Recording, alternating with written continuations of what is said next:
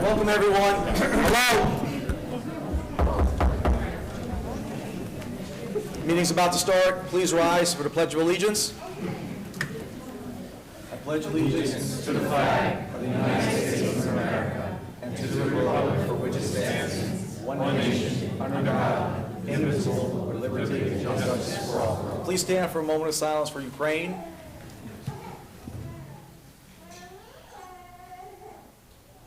Thank you very much. Please be seated. Okay. Councilmember Daniele? Present. Councilmember Istvan? Present. Supervisor Albrecht? Here. Councilmember Foreman? Here. Councilmember Rye? Here. Okay.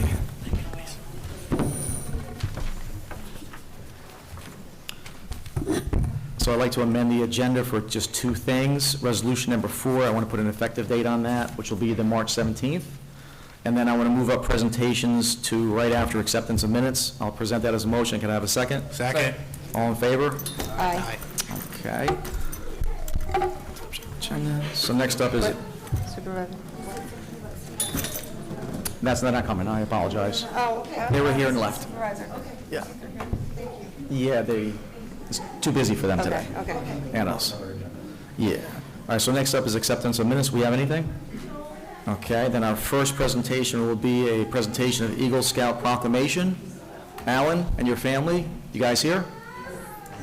Get on up. Get on.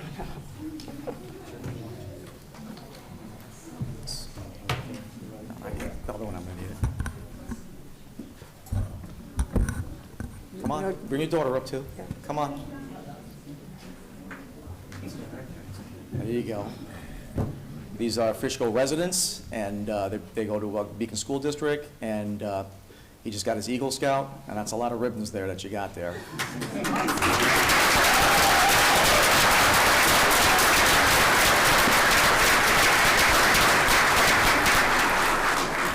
So let me read this proclamation from the town of Fishkill. Recognizing Eagle Scout Alan Corrado A.C. McKay, whereas Alan Corrado A.C. McKay is a Fishkill resident and a Boy Scout with the Boy Scouts of America Troop 30401, and whereas the rank of Eagle Scout is the highest rank within the Boy Scouts of America, and whereas in order to achieve the rank of Eagle Scout, a candidate must demonstrate leadership and initiative by designing and completing a service project in the community, and whereas to achieve the rank of Eagle Scout, Alan Corrado A.C. McKay did design and complete a project at Memorial Park in Beacon.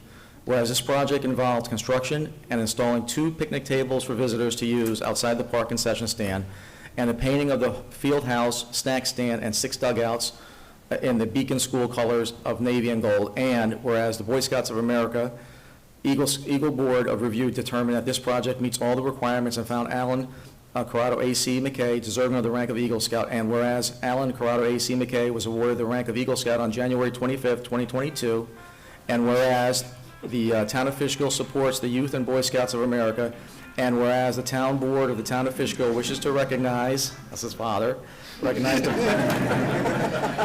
raining it on his parade, all right. Whereas the town board of the town of Fishkill wishes to recognize Fishkill Boy Scouts who achieve the rank of Eagle Scout and demonstrate leadership and dedication to the community, and whereas by completing his Eagle Scout project and achieving the rank of Eagle Scout, Alan Corrado A.C. McKay sets an example for the community and for the future Boy Scouts who will be inspired by his accomplishments, and whereas Alan Corrado A.C. McKay deserves recognition as a young person who possesses the leadership skills, engagement in his community, and determination to make a positive difference. Now therefore be resolved, the town board of the town of Fishkill does hereby proclaim its recognition of Fishkill resident and Boy Scout Alan Corrado A.C. McKay and extend its congratulations on achieving the rank of Eagle Scout, and be it further resolved, the town board of the town of Fishkill shall present a copy of this proclamation to Eagle Scout Alan Corrado A.C. McKay at the March 16, 2022 town board meeting, or as soon after as possible, in the spirit of congratulations and recognition by order of the town board of the town of Fishkill on the 16th day of March 2022. Congratulations.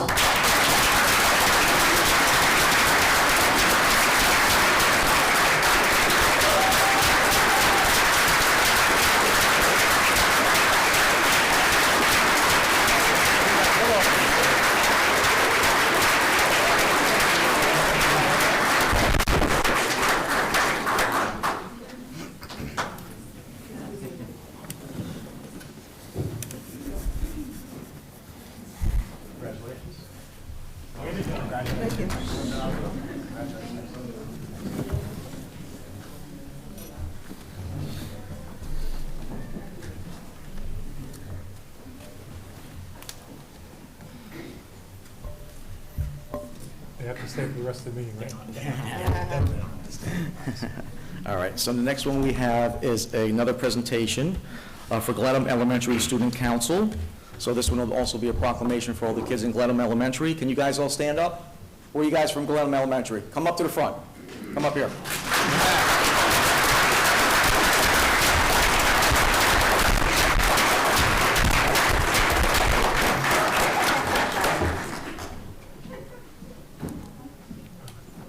Glenham Tigers. Glenham Tigers. Okay, and this proclamation is going to be for you young men and women with your teacher, Ms. Taylor.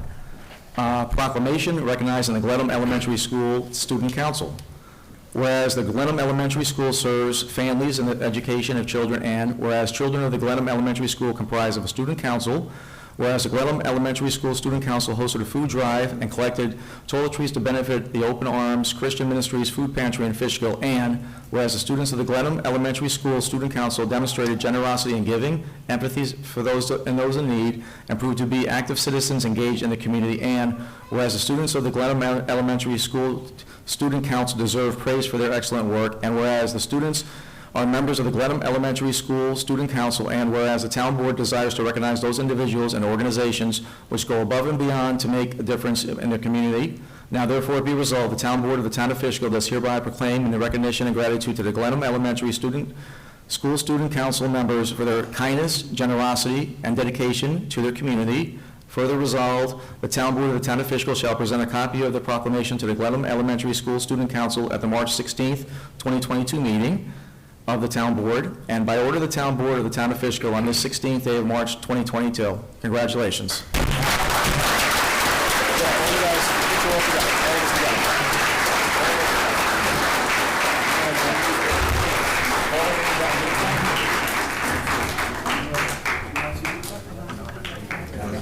Supervisor Albra, just wanted to let you know that my pastor, Nikisha Wimberly, of the Open Arms Christian Ministries Food Pantry, is also here, and along with her is one of the members, which happens to be my husband, Bernard Gadsden. He is also a member of the Food Pantry. So we thank you for presenting the students with this proclamation, and we thank them for all of their service. Thank you.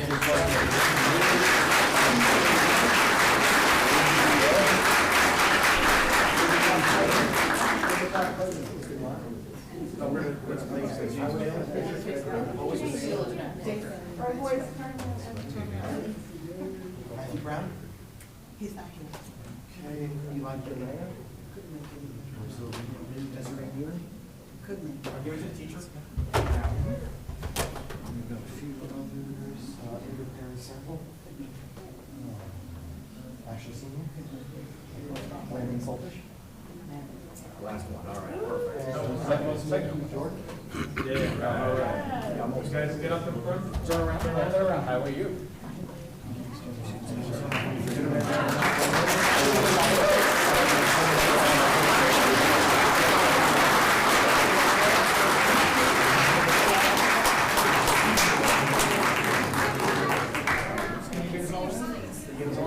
Pictures, guys, want pictures, come get them.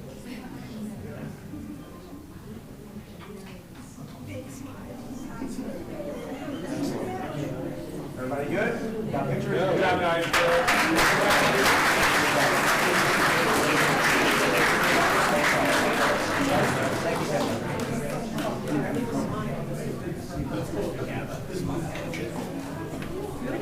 That's as smiley as I get. That's it. That's 10. Oh, he's over there.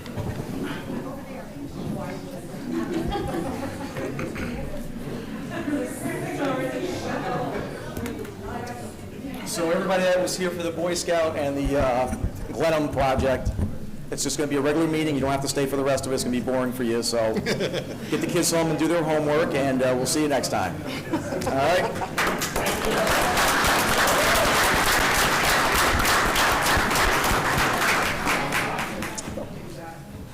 I'll bind you back. Okay. Yeah. Let it clear out. Next.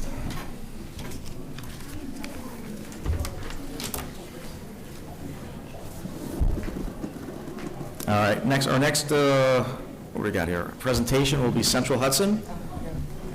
Ma'am, sir? Hi, good evening, and while it was very heartening to see the town honor its youth, I'm unfortunately here to share some not so good news regarding utility bills and what's happening in the energy markets. And What's your name, sir? my name is John Masurgeon, and I'm Media Relations Director for Central Hudson. I am here with several colleagues from Central Hudson, and we understand that there may be some residents present tonight that may have some questions about the utility bills. We will happily take questions outside the room after our presentation, so as not to disturb the rest of the meeting. Okay. So again, thank you for having us. We really do appreciate you being here and providing us with the opportunity to discuss what's happening with utility bills. And there are two issues currently happening at the same time. One is challenges related to Central Hudson's adoption of a new billing platform, and the second is an increase in the supply costs for energy that we're seeing across the board. So I'm going to address the billing system first. We are undertaking a major initiative to replace a 40-year-old billing system that will allow us to meet expanding energy choices that are becoming available to our customers now and in the future. Examples include community solar, net metering, community choice aggregation. These are all examples of some of the energy choices that our customers are having today that our old billing platform really could not handle. And these are expanding exponentially. So we really do need a new system to address this. And in the future, we're seeing only a growth in the energy options that will be available to our customers with the growth of electric vehicles. There'll be expanded energy efficiency programs. There'll be new initiatives by New York State. So we're going to have to be able to accommodate these. And unfortunately, our old system could not do that. But the transition to this new system has come with many challenges. And we know we are not meeting our customers' expectations, and we're not meeting our own standards in how we're implementing this system. We are seeing improvements, but a segment of our customers have had and are experiencing problems with their utility bills. And again, while many of the problems that we've had initially have been fixed, some of the areas we continue to see problems include accounts that purchase electricity or gas from third parties, especially when paired with the budget billing program, and our customers who are enrolled in community solar, which is, we're learning, a statewide problem. That's not just here with Central Hudson. Now, a segment of these customers may not have received bills for several months, or they've received bills that have been canceled and rebilled, which is causing confusion. And I just want to note that since March 2020, Central Hudson has not and is not suspending utility services, and we are not charging late fees, especially in light of what's happening today. And so while the bills for most of our customers have not been impacted by this new system, we are focused on debugging the system, and we're working with our affected customers one-on-one to correct their bills. We also know that there are concerns with estimated bills. And let me give you a little history on where that came from. Prior to 2016, Central Hudson billed bi-monthly. So people received a bill every other month, and we read meters every other month. In 2016, New York State ordered us to change to a monthly billing to align better with what the other utilities in New York State were doing. So in order to have monthly billing, that means we would have had to have monthly meter reading. And that would have cost our customers quite a bit. We talked to the public service about that, about the potential for increased costs for monthly readings and how that would impact bills going forward. The Public Service Commission agreed that it would have been too costly, and they allowed us and asked us to estimate every other month. So we would read every other month and estimate every other month. And we've been doing that since 2016. And we know that this is a pain point for our customers. With adoption of the new billing system, we started to see that some customers were receiving bills that indicated estimates for 2, 3, 4 months in a row. This is a problem. We all know that.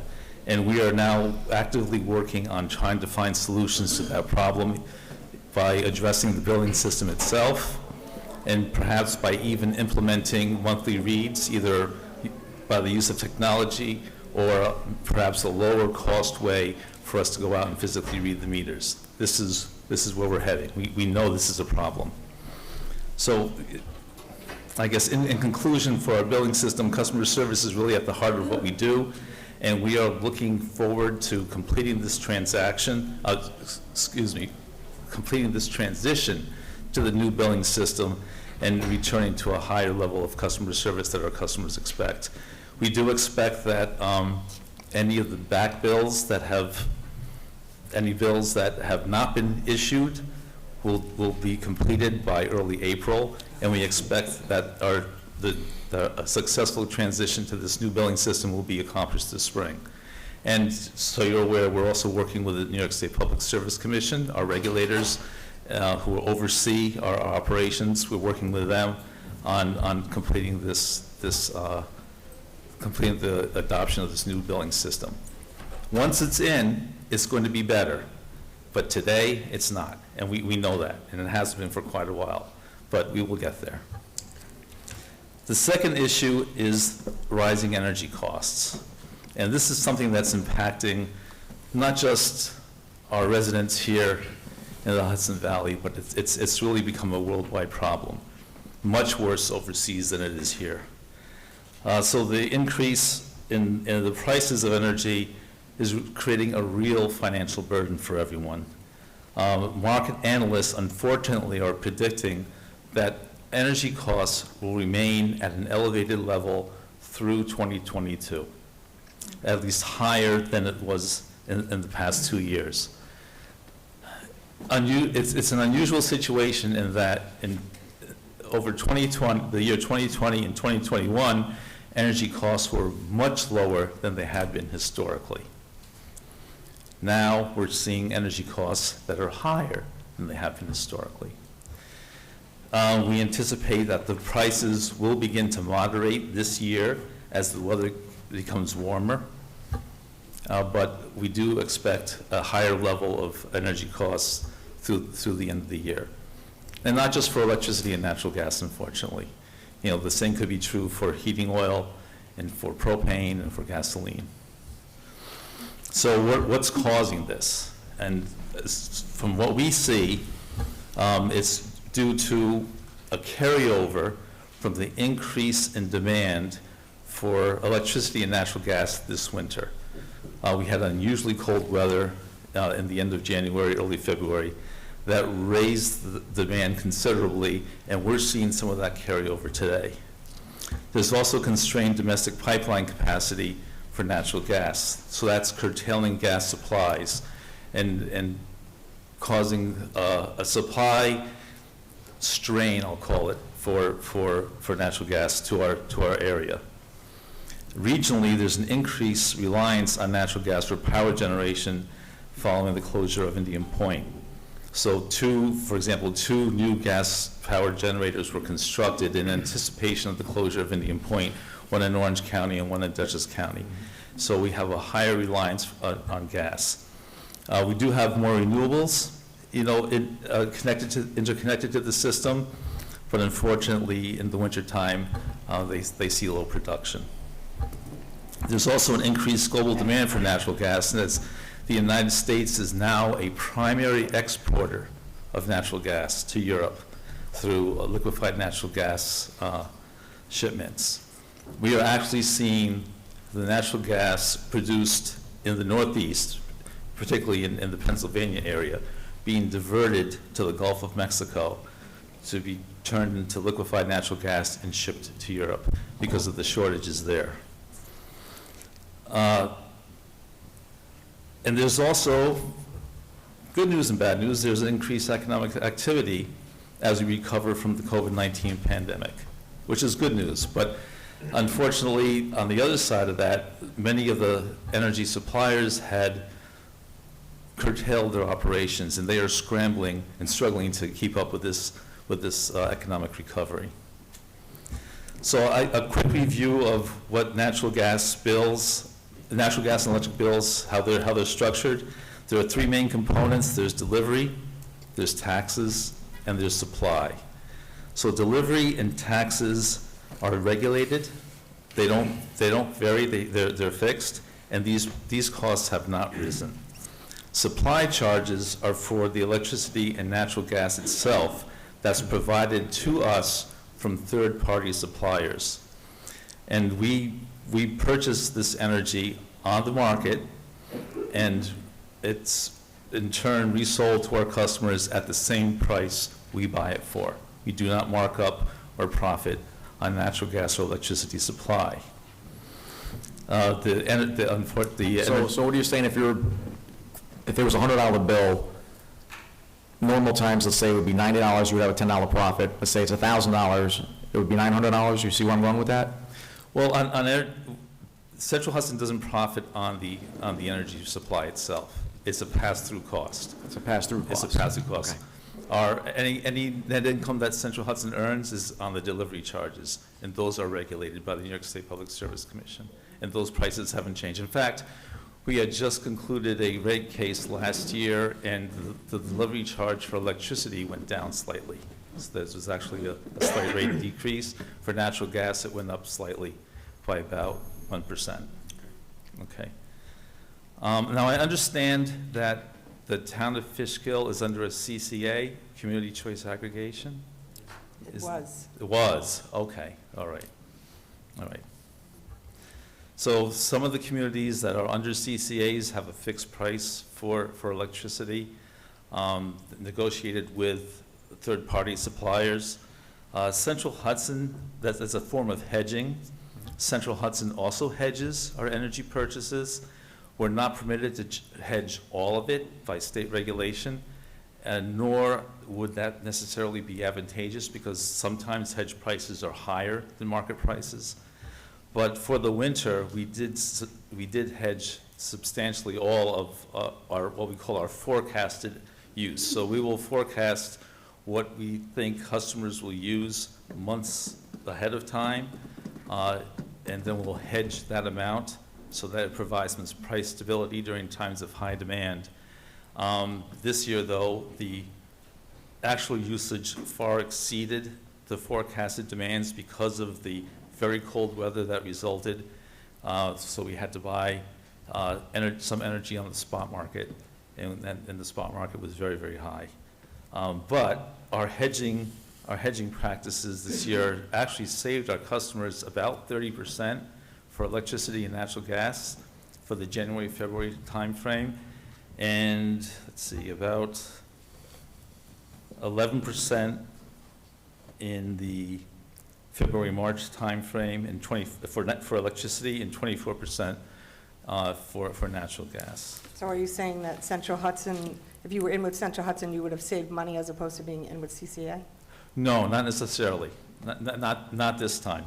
In general, we studied the CCA prices versus Central Hudson's variable rates, and generally speaking, the Central Hudson rates have been a little lower than the CCA's, but this winter, the opposite was true, because the market prices rose so dramatically.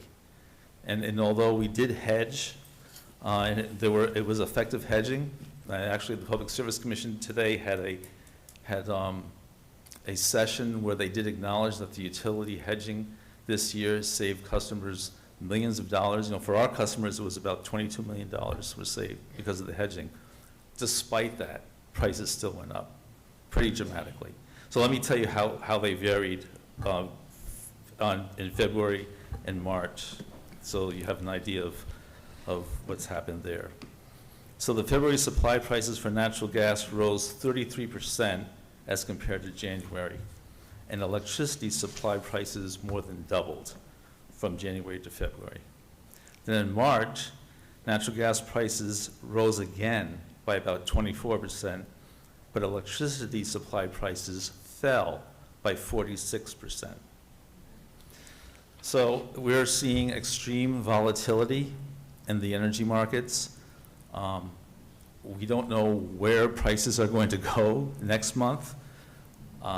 We do hope and anticipate that they may fall because, again, we're seeing warmer weather and lower energy use, and that certainly helps with the demand-supply situation. We also unfortunately know that the ongoing issues in Eastern Europe are creating a global volatility in the energy markets, so it's hard to say what will happen. We continue our hedging program to help dampen some of this volatility. We also offer our customers who are facing these high bills the ability to extend their payments over time without fees, without interest. We have... Can I interrupt you for 1 second? Sure. Let's get into the billing part of it. Okay. That's what everybody's here for. And I appreciate everything you're saying, and I don't want to be rude, but I know that what's on people's mind is what they're looking at, you know, and I am also. And so I first of all am kind of wondering, how does Central Hudson roll out a new billing system that seems so flawed and create so many issues for people? How is that possible, is number one. Number two, you're not penalizing people, that's good. You're not throwing people off the bill, you know, cutting them off from their service, that's good, because people on tight budgets, especially my household, I looked at our last month's bill and I'm like, you know, it's amazing. So what are you saying to people out there on all the mistakes you've made in the billing? How are they, if you have doubled up or tripled up or whatever you've done on their bills, and they've got something grotesquely wrong, how are they going to know that that's going to be corrected? That's number one. Number two, what kind of time are we talking about for people to pay on these things on a corrected bill, and when would they get a corrected bill? And what are you guys doing along these lines to ease people's minds? Because that's what this is about tonight. Sure. It truly is about easing people's minds, because, you know, and I get a little animated when I get a little anxious, and it's nothing directed at you, but it's, you know, there's enough pain in the world going on right now. There's enough anxiety, and people trying to just take care of the bills and live. And I know you're getting this everywhere you go, but you got to give us a solution on the end. You can't do anything about the spot market. You can't do anything about regulation from DC that's causing a chokehold on production. And I know there's a lot of things we could get into that's not going to matter right now, because what matters right now is the bill. So how is it that people can be assured that they are not going to be kicked off? What kind of time are we talking about? When are you going to have a corrected bill? And you know, how are you going to take care of the pain and anxiety that's in people's heads tonight? I would like for you to address that. Sure, great questions. And unfortunately, we have two issues taking place at the same time, which is causing even more anxiety. And that is my bill correct? And now we have high supply charges on top of that. And that's probably about the worst combination you can get. We started planning for adoption of this new system 2 years in advance. We brought in a special consultant, we increased our staff, we spent most of the summer of 2021 training our employees. And when we launched, we found that many of the systems that we had that passed in the test mode wasn't working in real mode, in the live mode. And it caused quite a bit of scrambling on our part. And we've been working with our implementation consultants nonstop, you know, through the fall of 2021 and all this past winter. As I said, there are most of the problems that we have discovered have been fixed. There are a few left that are confounding us, to be honest with you, but we are getting through it, and we do anticipate that these problems will be fixed within probably the next couple of months. In the meantime, we these higher bills are casting a lot of doubt as to whether the bills are actually correct or not. And these estimates that people see on their bills too is creating confusion. We know that. So we are seriously looking at how to, number one, how to correct these estimates, because I think that is probably the more daunting problem that's creating a lack of trust or confidence in the bills that people are receiving. And we are working with our customers one-on-one. We've expanded both the personnel in our contact center.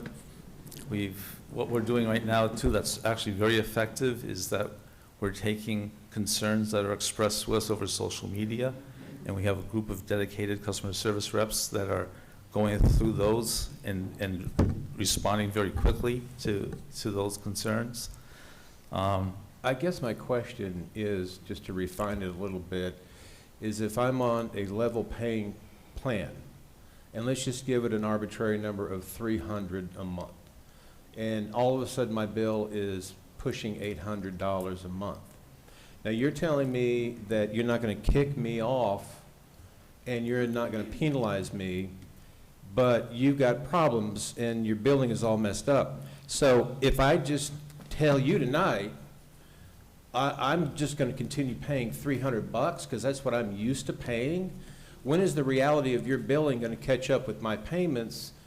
And how do I know, you know, this is going to be fixed? And you're, what kind of time are we talking about here for not kicking people off and not penalizing them? Are you going to go ad infinitum into 2 years, let's say? Is there a timeline? I mean, people need to know.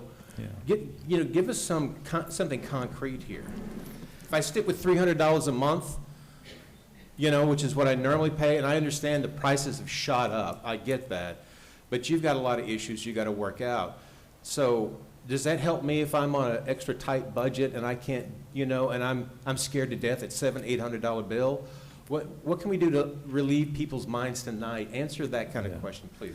Well, first of all, that levelized budget billing program is one that we are recommending to many of our customers who are facing very high bills, because now we're taking out that seasonal variability, and there's more confidence, I guess, in what the bill is going to be going forward. So I would say, yes, if you're on a levelized billing plan, stay on that levelized billing plan.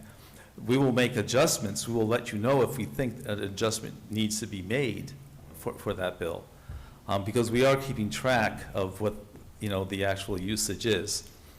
So you're not going to turn somebody's electric off if they're paying their bill somewhat? I think that's what you're trying to say. Right. Yeah. Yeah. So if he's paying $300 a month and the bill's coming up $500 and he's paying the $300 for 6 months after, and there's $1,000 due, $1,200 due, are you going to turn the power off? I think that's his. I'd like to know that too. Well, if you have a levelized budget billing plan, you're following it, right? So. Except for my last bill, which. Was your my last bill didn't follow the plan. Oh, maybe it was a reconciliation bill, perhaps? No. I had another name for it. So you're saying that there's all right, I'm going to ask my colleague Alana Daly. She's, Hi, I'm Alana Daly. Thanks for having us. I'm one of John's colleagues, but one of the teams that works with us is our consumer outreach team. And I thought maybe I could take a moment to speak about some payment option programs to answer your questions, Brian. A couple things. I think you're talking about our budget billing program, as John alluded to. That's a levelized billing program, as John said. It basically looks at your past 12 months of usage and divides it by 12 so that you have a levelized bill each month. And sorry, I have a sore throat.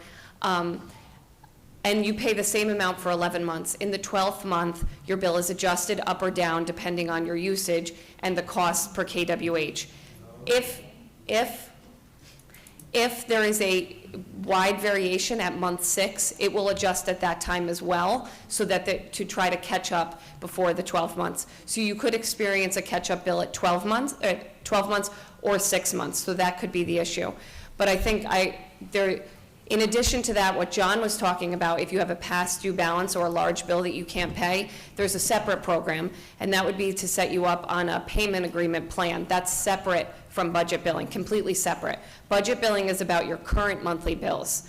A payment agreement is about past due amounts. Can you advertise that a little more? Can you let We the people certainly know that can. there's an We option do on put it that? in our communications, but we can do more of that. We can talk to anybody who needs to talk about it out on a personal level, out in the hallway. That, we can do a couple things. If you want to go through the, what we would call a financial statement to see what your ability to pay is, we can do that with you. If you just need a short-term agreement, say it's a couple $100s more than you thought and you need 4 months to pay it off, we can divide it by 4, set it up on a 4-month, and we don't need to go through a financial statement. For a longer-term agreement, Brian, I guess to your point, like would this go on for 2 years? Yes, they do in some cases. In some of them go on indefinitely because we offer payment agreements as low as $10 a month to income-qualified customers. So you could owe $1,000 and you could pay current bills plus $10 a month indefinitely. That's what I wanted to hear. Yep. Well, we'll get to and- you guys, we'll get to you guys. Just please advertise that. Absolutely, yeah, and we. No, correct, let them finish first. And then, in addition, I was, just wanted to offer to customers, there's a number of programs, both at Central Hudson, and that are federally funded and state, and organized by the state. So one is the Home Energy Assistance Program. That's a program that provides heating assistance to residents in New York State. You can apply through the Department of Social Services or Office of the Aging if you're a senior citizen. That can be applied to your Central Hudson bill, but also for if you heat with oil or propane or wood, you can also receive assistance from HEAP for that as well. These are hundreds of dollars in grants. They've added, the state and federal government has added funds to this year, so there are multiple grants available to an individual customer. So that can end up providing about $1,000 in a winter season to an individual customer. If you are enrolled in that program, you are enrolled in Central Hudson's Bill Discount Program. In our Bill Discount Program, every month you receive a discount off your Central Hudson bill. And those range based on the type of service. So if you are electric only, non-heating, it's lower. If you're electric and gas heating, you're going to receive a higher monthly credit. That goes on for a 12-month period after you receive a HEAP grant. In addition to that, Central Hudson has our own grant program. We call it the Good Neighbor Fund. It's funded by Central Hudson. Customers can also contribute to that as well. That provides last resort grants as well. And in a situation like this winter where someone maybe didn't have an issue paying their Central Hudson bill, but now this year things change, you know, as Brian said, fixed income, and then all of a sudden it's a big bill. That's when the Good Neighbor Fund can come in to help residents, and we're, again, happy to talk to individual residents in the hall about that program as well. In addition, one of the things John was talking about was state-mandated programs that you pay through your utility bill. Everyone pays for energy efficiency programs. They're mandated by the state. You pay for them through your utility bill. We would encourage our customers to take advantage of energy efficiency incentive programs. The benefit is there. You've already paid for it, and you can lower your bill going forward. We have point-of-sale programs available at local like Home Depot, Lowe's, Ace Hardware, and other local retailers where you can buy high-efficiency equipment. We also have higher incentives for things like a more efficient natural gas heater, heat pump programs, things like that. So I know not everyone can make a major investment, but minor investments can save money as well, LED lighting, things like that. So those, yes. That's a lot of programs. No one knows anything about them. Can and Alana and I go back for a number of years, and we have a good professional rapport in networking together, so I have a great deal of respect for you. And I'm wondering if you would do the town of Fishkill and maybe other Fishkills the courtesy of sending us a document with links and phone numbers for all this Absolutely. stuff, so then we can send it out to everybody. Absolutely. And make their life a lot easier. Absolutely. Yeah, and any emails, I know we got a stack of papers when we walked in. We'll add all of those emails to our electronic communications. We do a monthly news, more like quarterly newsletter to all of our, everybody we have an email address for. We call it Power Talk, but that's where we tend to advertise programs like that. We're on Facebook, Twitter, Instagram, LinkedIn. We advertise our programs there, but certainly we can always do more. So absolutely, we'll follow up with you all this week. Do you have anybody else that's going to speak on behalf of Central No, I Hudson? just wanted to make sure you knew about our programs and to answer any questions. All right. Councilwoman has a question. I just want to say welcome back to John. I believe you were here 2 years ago, which leads me to question why you have to keep coming back, because we have so many problems with Central Hudson. But I thank you for coming back again. If you want to just go in front of the mic so that people can hear. I was trying to write down as you were talking before about your presentation. So you said the word hedge prices. You were trying to predict costs. Is that what you said? Hedging is a way for us to pre-buy or make pre-arrangements for what we're going to pay for electricity and natural gas in the future. And it's a way to address volatility in energy prices. So for example, for natural gas, prices are generally lower in the summertime. We'll actually buy natural gas and physically store it. There are underground caverns where gas is stored for utility companies, and it's usually at a very low price. In the winter, when prices go up, we'll draw on those lower cost reserves of natural gas to help balance out what's happening in the market. So that's one form of hedging. Okay, I just had another question also. I heard you say the two words that I hate to hear, back bills. So I'm just wondering if people had back bills, was it because of something? I read somewhere it was if they had solar initiatives, there was something with the billing that was wrong. Is there Yes, anything in this that? is- Or if that's not one of them, and the other one is the way that you're reading it every other month. So if you can just clarify what, and is it a year and a half back bill? Is that what it was? No. I was referring to, there are two different things. Right. One is estimates, Right. the issue with estimates, and one is an issue with community solar. With estimates, we read meters every other month, and then we estimate every other month. For some reason, the billing system that we're using now is providing maybe 2-3 estimates in a row instead of actuals in between. We are actively fixing that. So, I'm sorry to interrupt you there. So, my bill, for example, I have, I get the same, I'm on the monthly billing cycle. Right. So, but then like Brian said, I pay $300 a month, but I see it's $850, and then it's up, it's down, it's negative, it's 1,000, it's insanity. So you- my question to you is, how are we to trust that those numbers are actually true? Because if you're telling me that, you're estimating for so many months, and now everybody's expected to pay all of these bills that were from in the past, how do we know your new computer system didn't just screw up the numbers? No, wait, we are still physically reading the meters. Okay. So we do have that on record. It's not necessarily reflected on some of the bills, and that's what we're fixing, but we do have the actual reads. So we know how much energy people are using. So you just haven't been billing them timely? The actuals are not always appearing on the actual reads are not always appearing on their bills. So what people are seeing is something different from what they may have actually used in some cases, not all cases. So we do have the actual record of what they've used. So we know definitively what the actual usage is. So if there was a very long time that it went back, are you going to give the people the same amount of time to pay that? Oh, yeah, that you didn't go absolutely, back? yeah. Okay. Well- Also, there's an issue with supply charges. So we're aligning the usage with what the supply charges were at the time they used that energy. Okay. Supply charges are high now. It'd be unfair to charge folks for what they used in the past at what the charges are today. Okay. So we're aligning the usage with the charges. I have one last question, and it was about the pricing of it. I know you said I'll be done after this, I promise. This is just from a newspaper article, and we know most news is fake news, so I'm not sure if it's true, so if you can just verify it. The approved rate plan is the result of months of extensive discussions with the Department of Public Service staff, consumer advocates, environmental groups. It's on and on. Households using natural gas will see an average monthly increase of about $5.31 over the next 3 years, with an initial $1.64 hike through June 30th, 2022, an additional $2.17 starting July 1st, 2022, an additional increase of $1.50 per month in the plan's first year through June 30th, 2024. So what are those hikes for? Those are related to delivery charge changes as part of our rate plan. About every 3 years, Central Hudson and other utility companies file for a new rate plan going forward. So we were estimating what customer bills would be given a steady supply charge and the effects of increasing or decreasing delivery rates. Isn't estimating what got you in trouble? Yes, well, it's a way I know. of expressing what the delivery charge impacts, changes would be on overall bills.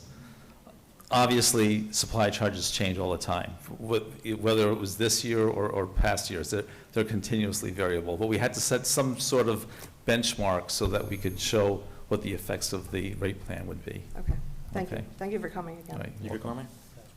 Of course, Councilman. Hi, how are you? Question for you. Are you having any staffing issues? No, we're not having staffing issues. Are you having any labor negotiations? We're having, that's coming up this year. Has your labor negotiations affected your meter readings? No, we do have the meters are being read. Okay. Question, well, not a question, a statement. If you look at the room, and as you read your statements, and I read everybody's body language in this room, they don't agree with a lot of things you're saying. So I think that a lot of residents are losing respect and faith in Central Hudson, and your reputation's on the line. Us as the council people want to represent them, and I want to let you know that I'm going to tell you the truth, and that give you examples. Some people's bills, I've taken phone calls from many residents, have gone from $400 to $1,800. It's been tremendous. It's not just a couple $100 increase or double, it's 4 or 5 times. They're nervous, they're scared. I just want to let you know, you need to take care of these issues. And some of the issues is about your customer service. They try to speak to the supervisor, they wait for an hour in line, and they just give up. This is the truth. And I've talked to a lot of residents here. I've been on the phone a lot about this. So please address these issues, please. Yes, we are, and we will. We apologize for that. We are experiencing very high call volume. We're doing our very best to answer. Yep, and we know why. We understand why. It's obvious. If a customer sees a high bill or an unusually high jump in their bills, work with us. We will get to the bottom of it. We're not going to let it go. We're not going to say this is it. All right? And we're here tonight. We are here. We have a team of Central Hudson folks. We're very happy to talk to everyone out in the hall. We're going to take down their information, and we will follow up. We thank you for coming, for sure. And just, if you look, this is a small Yes. amount of residents. Yes. And you can just hear behind you, and if you could see the faces, Yeah. you would understand what I'm saying. Nope. We do understand. You got a follow-up? No, 1 or 2 people, 1 or 2 people. Hold on a second, you done? You got a follow-up, you done? No, I'm done. Okay. Just give us a second, guys. Just give us a second. Yeah, I have one question. We'll let you speak in a second. One question. How long have you been with Central Hudson? And Alana, how long have you been there? 13 years for Alana, 30 When for- did Fortis buy Central Hudson? 2012. 2012? Yeah. So, they're your boss, but it just feels like, and you probably can't comment, and I respect that, it just feels like things have not been as responsive and there when Fortis took over. It just feels, like we've lost a little bit of community responsiveness, because I remember when I first moved here, and I would call Central Hudson if there was an issue. There was a friendly voice and a person, and so you guys need to look at just what Carmine's saying. I mean, what's the change? Because there's a change. It feels like it's a deterioration in the responsiveness. Well, I'm very, very sorry that that's the impression. That's certainly not our intention and where we want to go in terms of community relations. Yeah. Okay. I mean, Fortis is, they're a hands-off company in terms of their utility subsidiaries. We are really locally managed, locally run. They have very, very little influence over how we operate from day to day. They don't have anything to do with this billing system? No, This is you guys? they do not. They do not. Okay. And really, the primary oversight for Central Hudson and all utilities in New York is the Public Service Commission. So that's who we really work with Right. on a day-to-day basis. Okay, I respect you guys being here, and thank you. Okay. we appreciate that. I got quite a few emails that I gave to you. Yes. Just want the residents, if they're watching, Dorothy, Alex, Maxine, Ron, Melissa, Karen, Jean, Susan, Frank, Lori, Barbara, Helen, Dan, Bill, Tabitha, Karen, Mary, Mel, Anthony, Michael, Larry, and Wanda. We forwarded those emails. They're going to contact you to accommodate your concerns. I also received an email today from our congressman. He wanted me to read this today. New York's 18th Congressional District is suffering from rising prices at the fuel pump while simultaneously being hit with extreme surges in pricing by Central Hudson, NYSEG, and Orange and Rockland electric supply companies. Our office has been in touch with constituents around the district who have been devastated by bills rising upward of 200 or 300% on their average electric charges. If anybody has a concern with their bill or can't get the right answers from Central Hudson, we want them to reach out directly to our office at 845, this is the Congressman's office, 845-561, 845-561-1259. So that's 845-561-1259. We can work with you to try to find solutions with Central Hudson or from any other state or federal programs that can help with the rising cost of energy. You can also stop by their office in Newbury at 123 Grand Street, Monday through Friday, 9 to 5. So, Congressman Maloney, yes. Okay, and we're going to put that on our eGov when we do the other stuff. I will say that we do hear from many of our state elected officials. They'll forward to us concerns that they hear from their constituents, and we respond to them right away. Anybody here representing any district or assembly or senate district? Anybody here? Where are you? You can speak. You want to say something? I would love to, yeah. Okay. Let this young lady speak. Just tell us who you are and who you're with. Absolutely. Hi, everybody. My name is Emma Fuentes. I'm the Communications Director for Senator James Skoufis. Okay. You guys may not be familiar with him over here, but pretty soon, because of redistricting, we will be kind of taking Fishkill under our wing, so we will be representing you.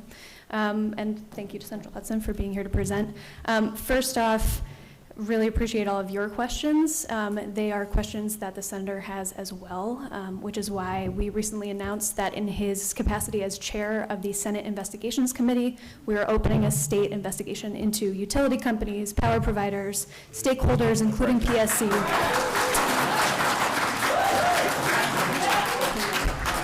So we are, not to call attention to Central Hudson, but we do deal with a lot of very upset constituents. We have an entire case team who's working with hundreds of constituents around our current district, but we're happy to help anybody here as well, especially because we'll be representing you in a couple months at the end of the year. So I'm going to read out another number. If you guys want to get ready. Great. I'll give you our office number so our case team can assist you. Our number is 845-567-1270. Again, that's 845-567-1270. So again, we're opening that investigation. We have our case team working day in and day out to help people. Like they expressed, our caseworkers are reaching out directly to Central Hudson and getting answers immediately for customers. But these issues are very, very painful for everybody. So we're here to help. We hear that. Can I ask you a question? Sure. What does investigation mean? What are you doing? Very to good question. Investigate. Certainly. So our investigations tend to start with document requests. So our investigations team will gather tons of information that's publicly available. Then they will develop some questions and send some document requests to Central Hudson, to Orange and Rockland on the other side of the river, Con Ed, power producers, state stakeholders like the PSC. And so we'll gather as much as we can. And then if there's any foul play, we uncover it, we make it public. If there's anything that we see, especially that can be solved with legislative solutions, any sort of bills that can be introduced in the state Senate, we will generally end our investigations with a package of reforms that we put up for a vote. So that's kind of how those things roll out. And it usually will take a few months. And there will be an investigative report that's released publicly. So everything we know, you will know. Can you repeat your name again, just for the clerk? Sure, I'm Emma Fuentes, From which office? Senator James Skoufis. Thank you. Sure. And I do have some cards I'll pop out into the hallway if anybody wants to connect, but please do reach out to our office. Our case team is very skilled at getting answers for people quickly, and we pride ourselves on being as responsive as possible. So thank you very much, everybody. Thank you.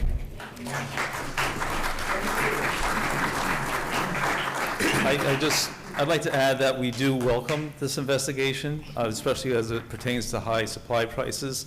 Again, these are market-driven, and these high prices are causing pain for everyone. And we would like to see solutions on how we might be able to mitigate these prices in the future and prevent these kind of price spikes. Okay, so you guys are done speaking, the board's done speaking, so some of the members of the community want to ask some questions. Is that okay with you? Yes. So we're going to take a few questions here, and if there's more questions, you can take them outside. So I don't know who the first people were here. Does the honor system, who was here first? Anybody know? That lady gets to speak. She was here first. So I'm going to try to do the first people that were here just to make it fair. Ma'am, get up and ask your question. I don't even need the microphone. Yeah, Oh, you need it, you do, you need it. Yeah, your name and where you live.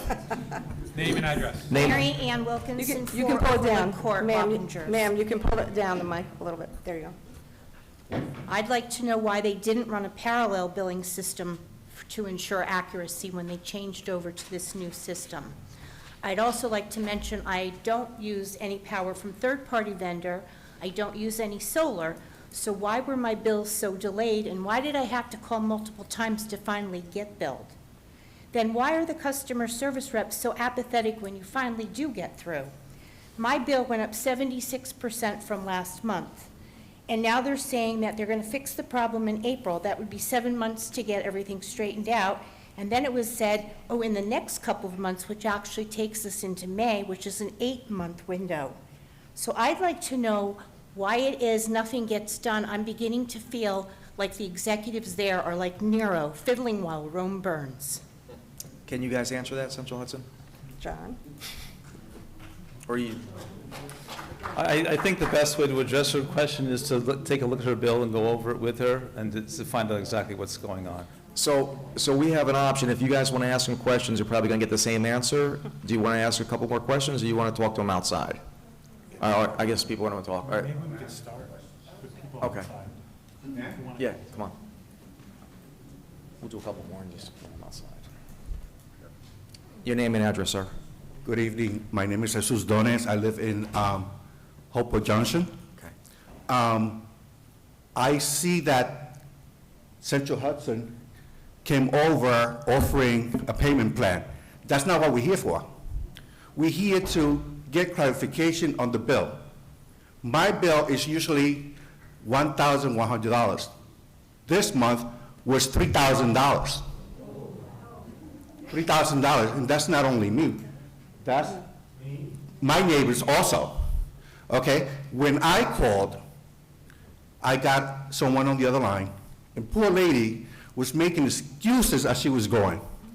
No, we have problem with the credit card. We couldn't charge your credit card. I'm like, I don't have a credit card. You take it straight from my account. Oh, yeah, the reason why is because you don't have, what is it called, when they take out the money from the bank directly? Direct deposit. Yeah. So I'm like, no, I just cancel that now because I didn't want to be charged $3,000.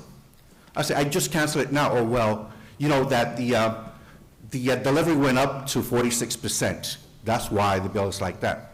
I'm like, but still, that's a lot. She said, well, your bill went up 120%. 120%, that's what she said. And I'm like, that's not possible. He says, yeah, it's going to be like that for the rest of the year. So my thing is, why did it go up so high? Do we need to sell our houses and move someplace else, move out of Dutchess County? Because we can afford that. I'm a veteran, and I depend on the monthly paycheck that I get from the Veterans Administration. I can afford that. It's either I pay the electricity, why feed myself and my family.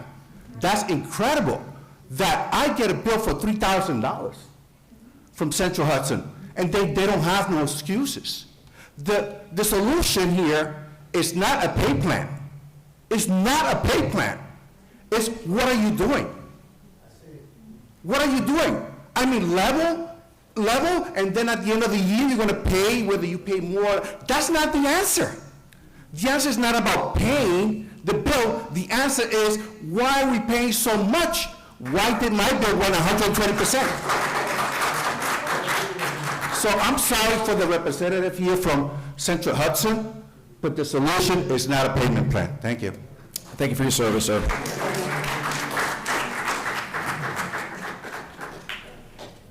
You're next.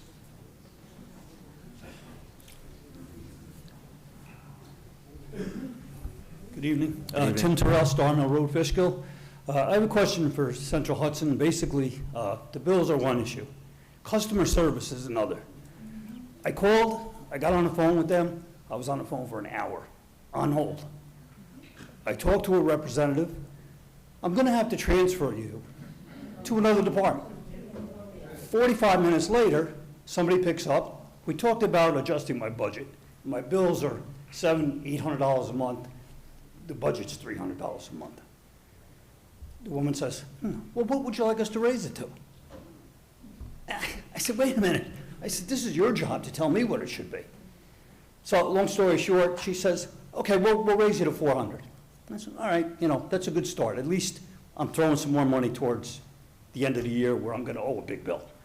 Unfortunately, I got my bill today. My budget's $300 again. They did nothing. Hour and a half on the phone. I got nothing. Are you going to put any more customer service people on to help us? That's important. All these people, and they make calls. They sit on hold. Tim. In the mic. Yeah. They sit on hold for hours, and they get nothing. Put some customer service people out there and extra people on the phones to help these people, to make them feel a little more comfortable. That's all. Well said.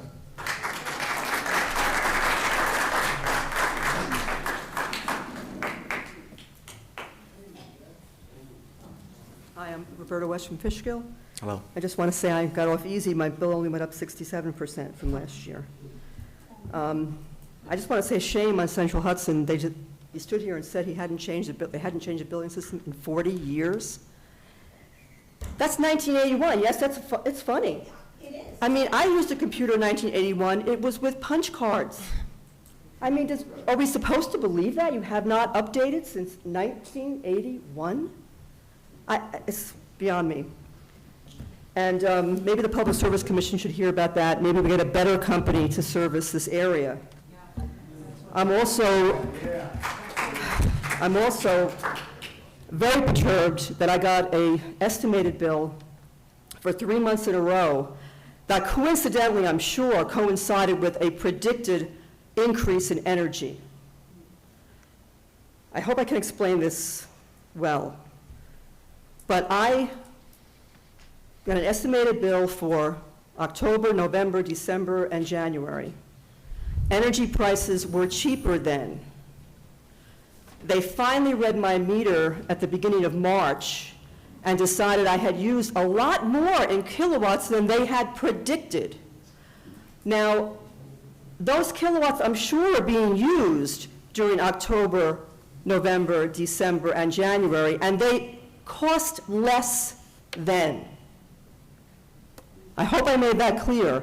Now they cost more. They used to cost less when I was actually using them. But now I've been charged for the rate today. That's not fair. That may even be illegal. I don't know if that's ever going to be adjusted. But again, I consider myself personally lucky.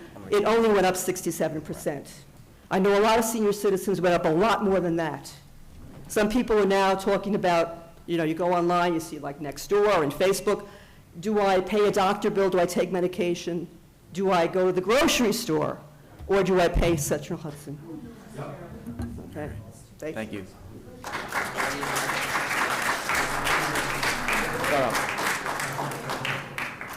Yeah, I just want to mention the issue that the last speaker just talked about. We we are adjusting bills so that anything that was caught up with or an actual read is reallocated so that the past usage reflects what the charges were in those earlier months. So they're not trying to charge more for previous use that was lower? Not at all, not at all. And we're happy to take a look at her bill and make a proper adjustment. Okay, it's good to hear that. Sir? Yep. Hi. Hello. My name is Mike Kirk. I live in Fishkill as well. I'm fascinated hearing people talk about bills. I went from a period in July through to October 2021 without receiving a bill. This prompted me to call the Public Service Commission, and I got a case allocated, and Central Hudson had a customer service representative contacted me. I eventually got a bill, but it didn't bear any relationship to what was going on. It actually said that they didn't supply me with electricity. They supplied me with natural gas, but not with electricity. So I went back to the customer service ladies, and yep, about an hour, and they pass you back and forwards. But eventually I get emails from a person at Central Hudson. Let's just say that when the situation got through to January and March this year, and I actually saw a bill, my first bill was $54. I had been paying some solar bills in the interim, but the solar bills can't be paid because Central Hudson aren't telling the solar company what my real usage is. So when we're told that we'll have customer service people that will liaise with us one-to-one, that will last for about 4 or 5 weeks. Then they too will stop liaising with you. So be warned. You're going to have to stay on top of these people. I phoned up last week to speak and ask why I hadn't received a reply to the last 2 emails I had sent. My reply was a $640 bill, which went back and rebilled me for things that they alleged they'd charged me in the $54 bill. I give up. No, don't give up. And I frankly don't give up. believe what I'm being told about one-to-one dealing with us.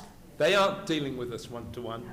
They're running away. We do, guys, we released the number for the congressman and the senator. There's movement happening on this, so don't give up. I don't want anybody to give up. Last one. Anybody got anything unusual? Well, just hold on a second. Who wants to speak? Just raise your hand so I can see it. I don't really do. 2 or 3 or 4. All right, if you make it quick, I'll get you all in, okay? So just make it quick. You first. Your name and your name. Johnny Luna, and all I have to say is this. What was your last name, sir? Johnny Luna. Luna? We spent like a lot of years with a leak in the house of gas. And I keep telling my wife, there's a leak. My wife said, no, they came, there's no leak. I said, there's a leak here, hon, there's a leak. Well, finally they came and they said, oh yeah, there's a leak. And besides that, our bill used to be like $700. Now we got a bill of $1,500. And my wife goes to me, that's it, I had it. We're moving out, we're gonna sell our house. We live in the legend. You know what? I feel bad for myself. I also feel bad for these people because you know what?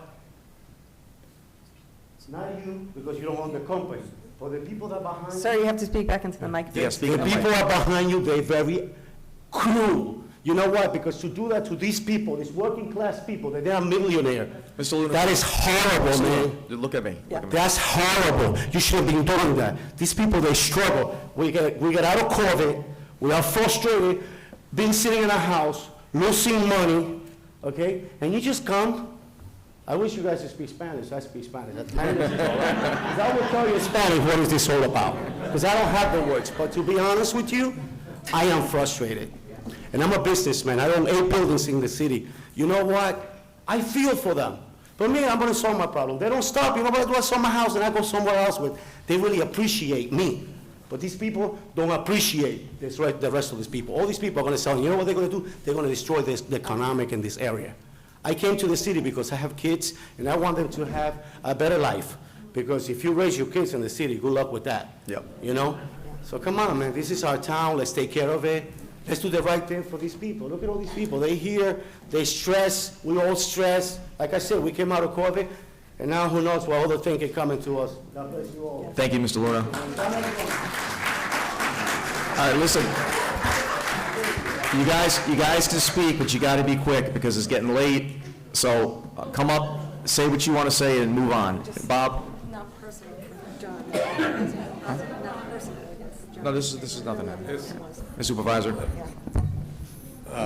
This question doesn't have to do with Central Hudson, but did I hear correctly that Ms. Daniele said the town is no longer under the community aggregation? Is that correct? It's CCA, Community Choice Aggregation. I don't think we renewed. I don't think we renewed it. No. Okay, that's a shame, because the rate, the town used to be involved in a community choice aggregation, what was mentioned earlier in the presentation, and those rates remained flat through the winter.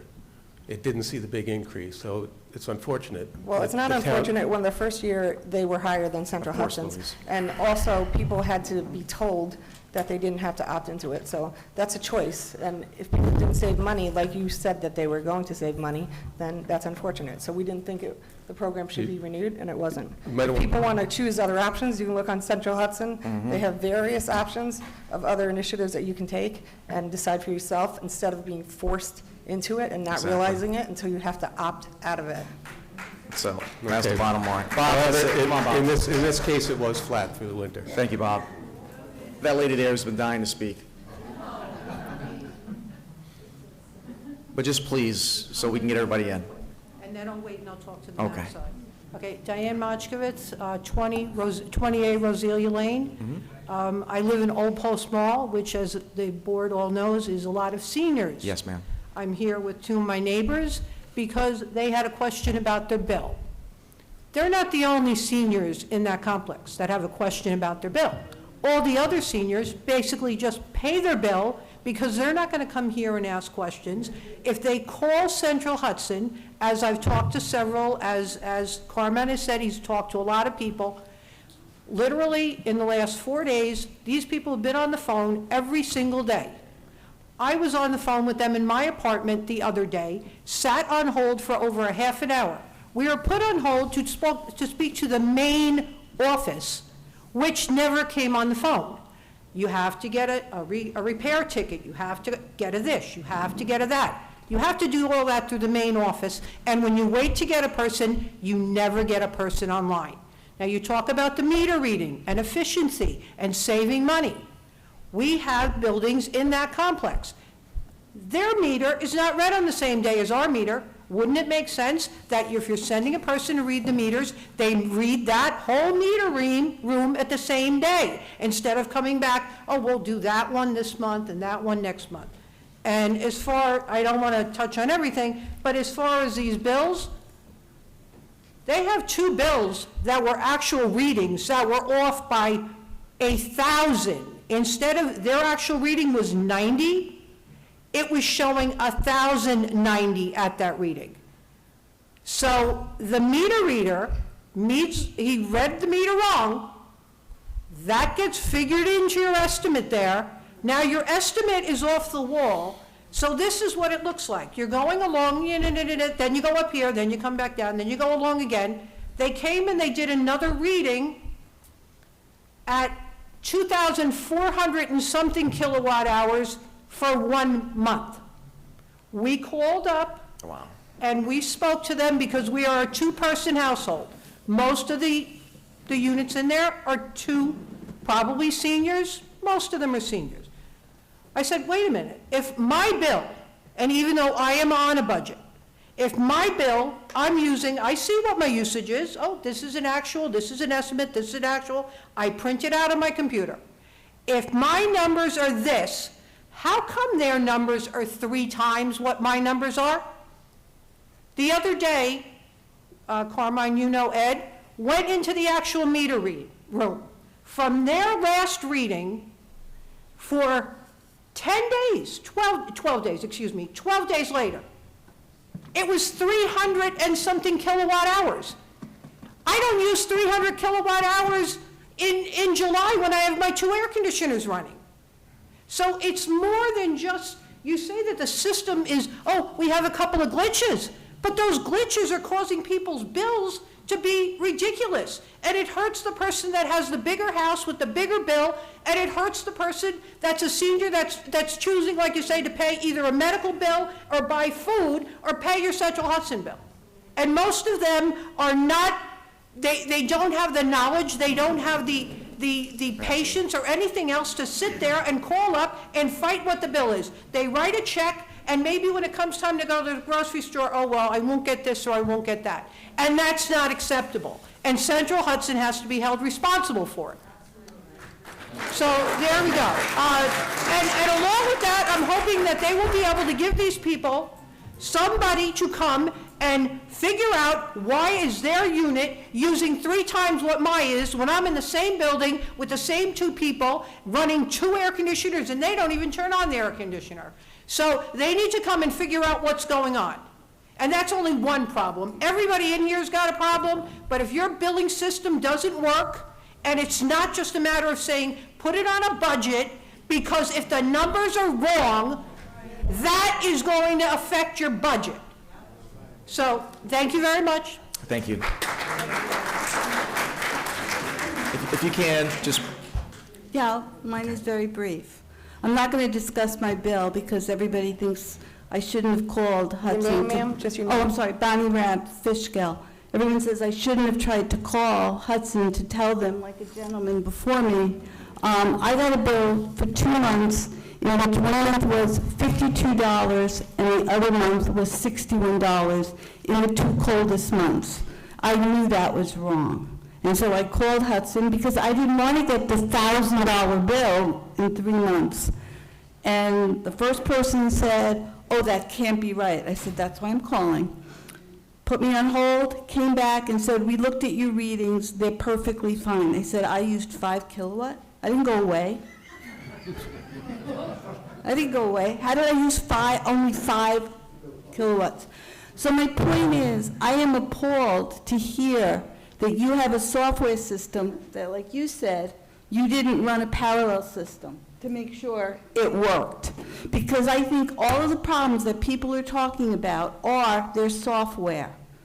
And I've worked for many years, and we've had to upgrade software systems, and we've worked parallel systems because software systems don't work, and you have to work out the glitches. Well, where are all the glitches? All right? I lucked out. I didn't get a $3,000 bill. I got a $50 bill and a $70 bill, but I know they're wrong, and I'm just waiting. My next 2 bills are what I expected, but at some point. So you're reading meters wrong.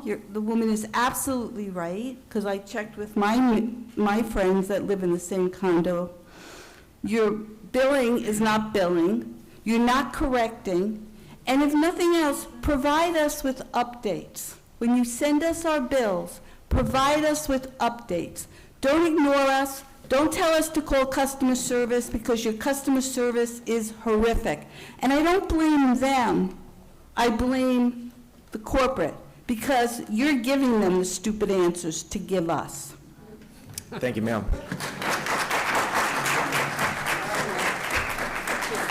You're after Mary. Mary? Mary McGeary, Old Route 9. I'll be very quick. I was wondering, could they answer why the delivery went up 46%? What are they doing that is so different that it's 46%? Delivery did not go up 46%. Actually, on electric, delivery went down about 0.25%, and the natural gas delivery went up about 1%. On delivery charges. Supply charges are different. Supply charges are what went up, not delivery charges. So the supply charges went up 45%? What did the supply charges go up? Supply charges for delivery, now delivery charges are volumetric. So if you're, I should say the prices, delivery prices did not go up. Delivery charges could go up if the usage goes up, because they're volumetric. So it all depends on what the usage is. So if you use more, you pay more? Right, on delivery charges. All right, but supply charge, and that's true for both delivery and supply charges.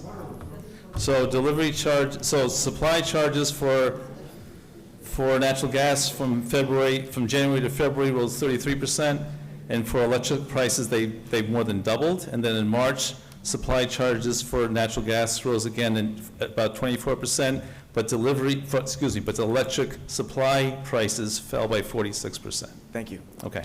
Ms. Burka? Ms. Burka, then you, ma'am. This lady first, and that'll be it for tonight, okay? The last two people. Hi, Jody Lynn Burka, New York, Old Glenham Road.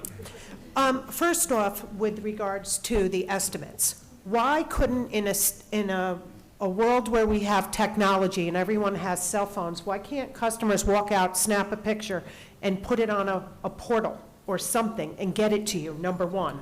Number two, shame on you, Central Hudson. We need to open it up so that we have a market where other people can come in and give us energy, because here's the problem. Everybody's saying it. Who's going to audit my bill and make sure that my bill was actually correct from last July when things started to tank for me? And I noticed it in August, and I called, and over the next 3 months, I went right up to a guy who introduced himself practically as a VP, never called me back. And you know who you are, I'm looking right in the camera. Jody Lynn Burka, you never called me back. I got my bill. It's totally wrong. It is outrageous, absolutely outrageous. And as far as heat goes, that's all well and good, but I'm an everyday person, and I work, and I don't qualify for those plans. So although those plans are out there, a lot of us don't qualify. So who's going to help us who don't qualify? Like the man who's trying to support his family and is making ends meet, but then gets a $3,000 bill. I don't get it. And again, I say, shame on you, Central Hudson.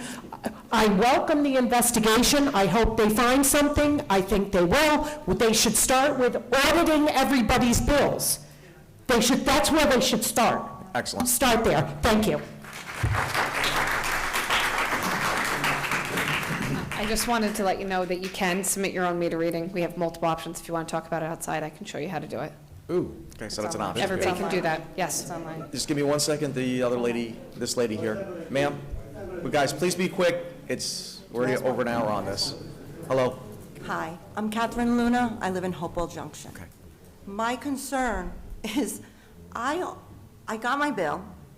I used 2,732 kilowatts. This is my electric. In October, I used 2,947. My bill was half that bill, and now my bill is less kilowatts, and I still got charged an astronomical. I'm not quite sure what he's saying. Then he says that, when you use more, you pay more. I'm like, that's ridiculous. My bill went up 100%, and I'm telling my kids, oh, sorry, no heat. Put a sweater, put socks, dress like it's winter in the house, because I can't afford this. I work very hard. My husband works very hard, and I'm sure everybody in this room works very hard. I want to see what he's going to really do. Talk is cheap. I want to see action. What kind of action are you going to give us? This has got to stop. I feel bad. My neighbor's bill is $3,000. Who could afford to keep up with that? Listen, I was on the phone. Your people told me my bill went up. The Speak to me, electric ma'am. went up 46%. That's exactly what the girl told me. If you had solar, your gas would have went up 46%. But since you don't have solar, your gas only went up 29%. I said, you guys are robbing me without a gun. I said, I feel, and the girl hung up on me. I said, isn't this wonderful? You call them back, they don't pick up the phone. Listen, we pay the bill. I'm very conscious of my bill. I don't like to abuse it, but they're abusing all of us, and it's not fair. And somebody has to do something. His words are cheap. I feel like they're nothing, because you're going to walk, we'll talk to you individually. No, I want to talk to everybody together, because I want you to face us all together. Because you know what? You walk away, and everybody's like, what's happening? You're not going to do anything. I've lived here for almost 15 years. Never had I had a bill over $800, except for Christmas when I lit up my whole house. That was it, and it was $1,000. And that was justified. I said, I have to pay that bill, but not now. For almost $1,600, what's my bill gonna be like next month? I just put in a swimming pool. I'm gonna be like everybody, polar plunge, because there isn't gonna be any heat in that pool. Because I'm not gonna even use my electric, it's not right. It's abuse to us as their customers. And they don't even, their customer service, their billing, and honestly, I cannot afford to do any of those HEAP, and I don't wanna pay $3,000, $4,000, $6,000, $10,000 at the end of the year. That's not right, and you've gotta get a better system. Thank you, Ms. And make them Loretta. accountable. One last person, lady over here. Yes, ma'am, you're the last person. That'll be it for Central Hudson. Parking lot. Hi. Hello. My name is Kate McIntyre. Sorry, I just got married. Congratulations. I actually manage. Congratulations. Thank you. I manage quite a few properties in Dutchess County. I just caution the customers to check their actual meter number versus what meter number is on their bill. We have found that a number of our properties, meter numbers versus their addresses have not been the same. So we have had a property at, say, 22 Front Street, which is a commercial building, being billed for the meter of our apartment. So that obviously is using a lot more electricity. Someone's living there as opposed to working out of an office. So I just want to caution everybody to check your meter numbers against your bill, because you could, especially in the developments, be paying somebody else's electric bill. So just check your address against your meter number. That's Okay. it. Thank you.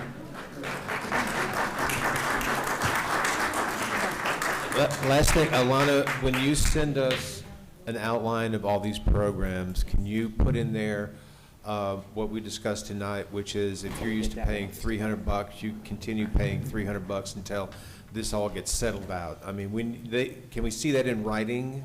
Our payment plans, I'll include information about submitting your own meter reading and how to, the various ways to do that, and all the payment programs we discussed. All right, but we also discussed if, you know, you're on a $300 plan and you get $2,000 bill, that people can continue on a $300 payment until things settle down, and you're not gonna throw them out and, you know. Right, like we said, we're not, we have not started like the election process. We have not terminated any residential customers Right. since March of 2020. That's been voluntary. Right. What I'll say, Brian, is what you're saying, I can't change because every individual customer needs to be dealt with on an individual basis on their individual bill. All right. However, I can commit that we are not restarting the collections process or terminating residential customer service or restarting late fees, as had been before March of 2020. So that is not starting. We will communicate that well in advance of restarting that, so that that's not in the short term. Can you put that in writing when you send it to us? All right, guys. Central Hudson is done. Thank you, Alana. Central Hudson will take questions outside in the Thank you, lobby. John, for coming. Thank you guys for coming. This was the hot seat. I know how you feel, so.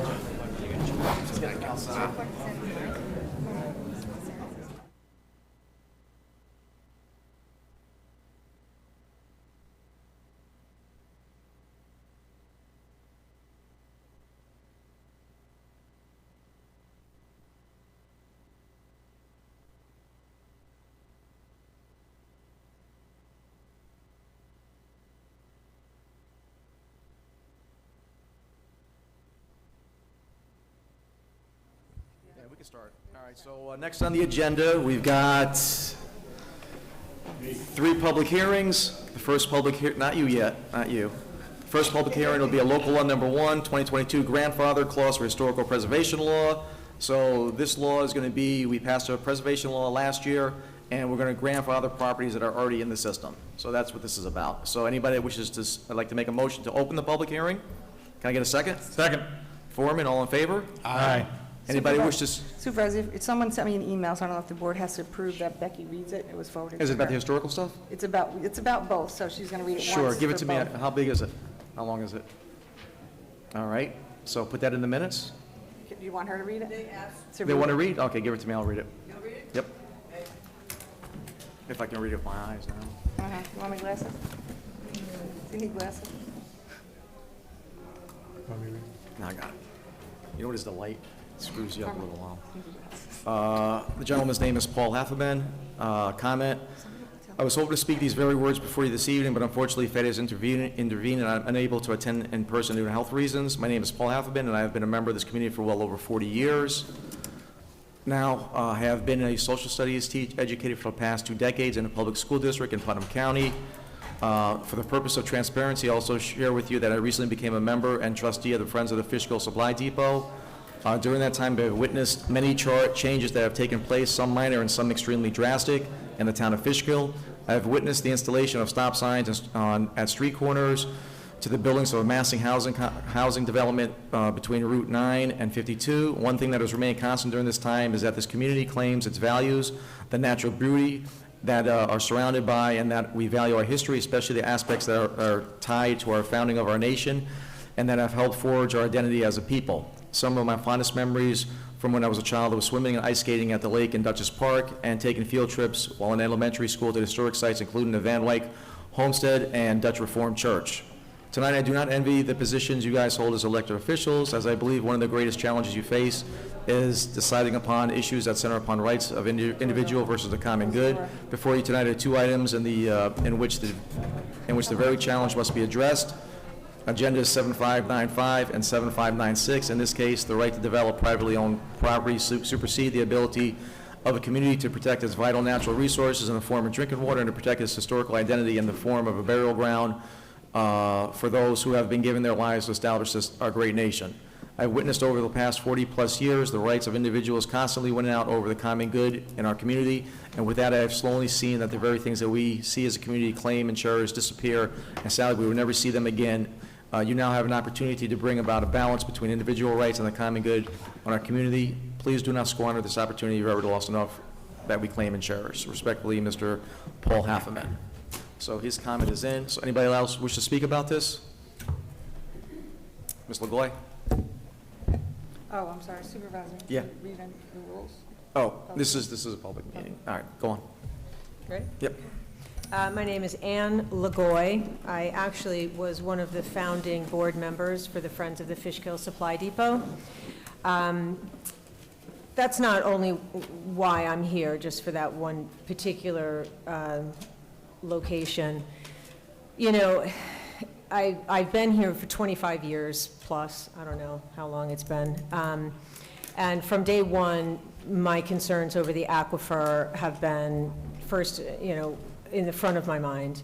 And over the years, there have been numerous opportunities for the town to protect the residents' interests, and that's not only with this historical treasure, but this is also with other locations, with the water and so forth. And I was absolutely elated when you passed that law, and Louise and Ozzie, you were here. The other 3, I would hope that you would have also passed those laws protecting your constituents.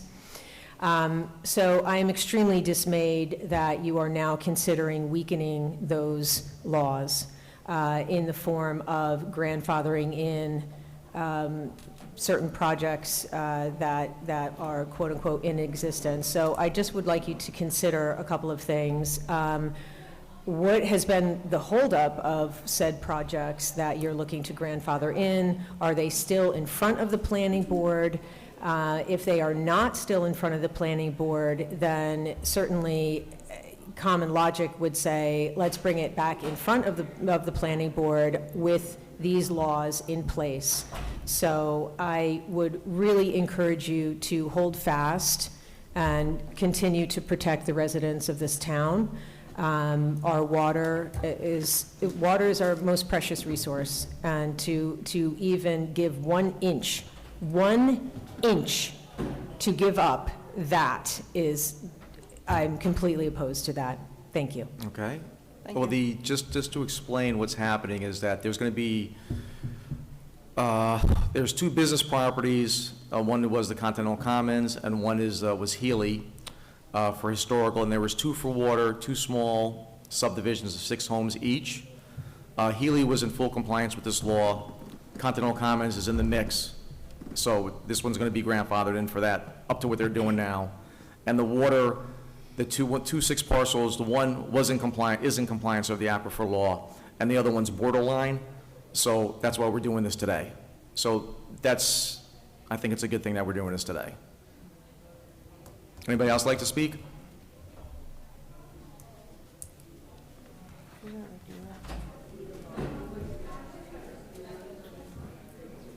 Hello, my name is Dominic Broccoli from Continental Commons. I have a question about the grandfather clause that's being brought about. I'm currently as you know, waiting for my water and sewer, and I've had extensions for my approvals with the planning board. I've had 5 extensions. What happens now if my extensions towards my seeker approval run out? Am I no longer grandfathered? Do you know that? Well, this is a public hearing on local law regarding the grandfather clause. If you want to bring Right, that well, up under public comment later on, I think perhaps the board would be inclined to address it, but now's not the time. No, but that's my point. The grandfather clause, I'm assuming, Mr. Albert, from what you said, my property's included in that, I right? told you that during the public hearing, but you didn't like that answer, so. No, I didn't say I didn't like it. I'm just saying, what happens when my extension, if for some reason my extension expires? Does the grandfather clause continue, or does everything start from zero? I would think it starts from 0 then, right? Well, if he does not have a fully submitted site plan, subdivision, or special use permit, if he loses that, then the grandfather clause would no longer apply. So my project is teetering on the extension. Well, I don't really know that much about your project. I would assume that it is fully submitted at this point, and that's the reason that we're considering grandfathering it. So I don't know what you're talking about with teetering right now. Well, I'm just saying, because I've asked for extensions 5 times, because we're waiting for the court to decide, to make a decision on my water and sewer. Okay. And until that happens, we keep asking for extensions. Mr. Broccoli, on my again, approval. respectfully, we're here now to hear comment on this local law, not your project. No, I understand, but it has all to do with my project. As Mr. Albert said, it has to We're do with... grandfathering you in. That's exactly what we're doing. And my question is, if my This is a public comment. extension... Ask your comments, please. I just asked that. You're asking questions. Just give me your comment. If my extension is no longer, what do you call it, submitted? Granted. Or granted is the No, it's right not word. granted. If he's got to comply. So that's up to him to comply. And if he doesn't comply, it's a different situation. So then if, once my extension is denied, then I start from zero. No one said anything that. Right now, you're grandfathered in, and that's all I'm going to leave it at. That's it. And I think until June, I have to ask for an extension at that point. So if my extension is denied, then the grandfather has nothing to I'm do not with sure. me. I just know we're grandfathering you in. Right, because you had said I was grandfathered in, and I think it was Yeah, I said- October I 20th. said that in October when we passed the law, Right. and you didn't like that answer. And No, but it wasn't apparently, because they're voting on it now. It is a good answer. It is a good answer. But it wasn't approved back then as part of your grandfather if you're doing it 6 months or 5 months later. I thought it was in the original historic and aquifer zoning law, but apparently it wasn't. And your information for your, whatever you have up to approval, you're already grandfathered in. That's what we're passing tonight. Okay, but my point is, you had said in October that it was part of a grandfather clause, but it wasn't I said you were grandfathered in. back in October. Yeah. Then why is it being brought up 5 months later? So I want to make sure we got this right. Okay, so it wasn't grandfathered back then. You would have been able to build what you want. But I have to wait for my extensions. My extensions That's have on to you. continue. Those delays are on you, not me. So, No, they're not done on me. They're basically waiting for the court to make a decision. yeah, we were, like I said, Okay. in December of 2019, your lawyer asked for an extension, and this is why you're here 3 hours later. Mhm. So get the health department remedies corrected, and we'll talk about it. Okay, thank you. So the only delay in your project is yourself. I'm delaying my project? Yeah, you are. I think you had a lot to do with that, Mr. No, I had Albert. nothing to do with it. I think you did. Next question, point of order. So let's not talk about that now. I'm not here to talk about it. So I'm I'm here to just give you saying. public comment. Right, and I just want to know about the extension. And the extension, we'll let you know. Okay, thank you. Thank you, Mr. Broccoli. Thank you. Anybody else? Can I say that? With the board? All right. Board? Councilwoman. I feel as though the local law we created was well-written, and I have seen some projects already come before the planning board and follow the new rules without any issues. So for myself, I think that we do not need to make any changes. Very good. Carmine. No comment? Anybody else? Make a motion to close the public hearing. Can I get a second? Second. All in favor? Aye. Foreman, second. All in favor? We closed the public hearing on this. It's done. There was? Okay. He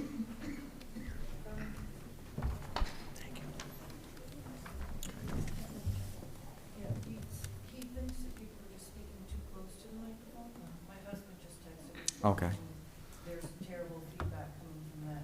Gotcha. That's why I had to plug. All right. Can I just? Catch up? It was open, it was closed, seconded by Foreman. John? Yep. Okay. And then, okay, thank Yep. you very much. All right. All right, now we're going to open up the second public hearing.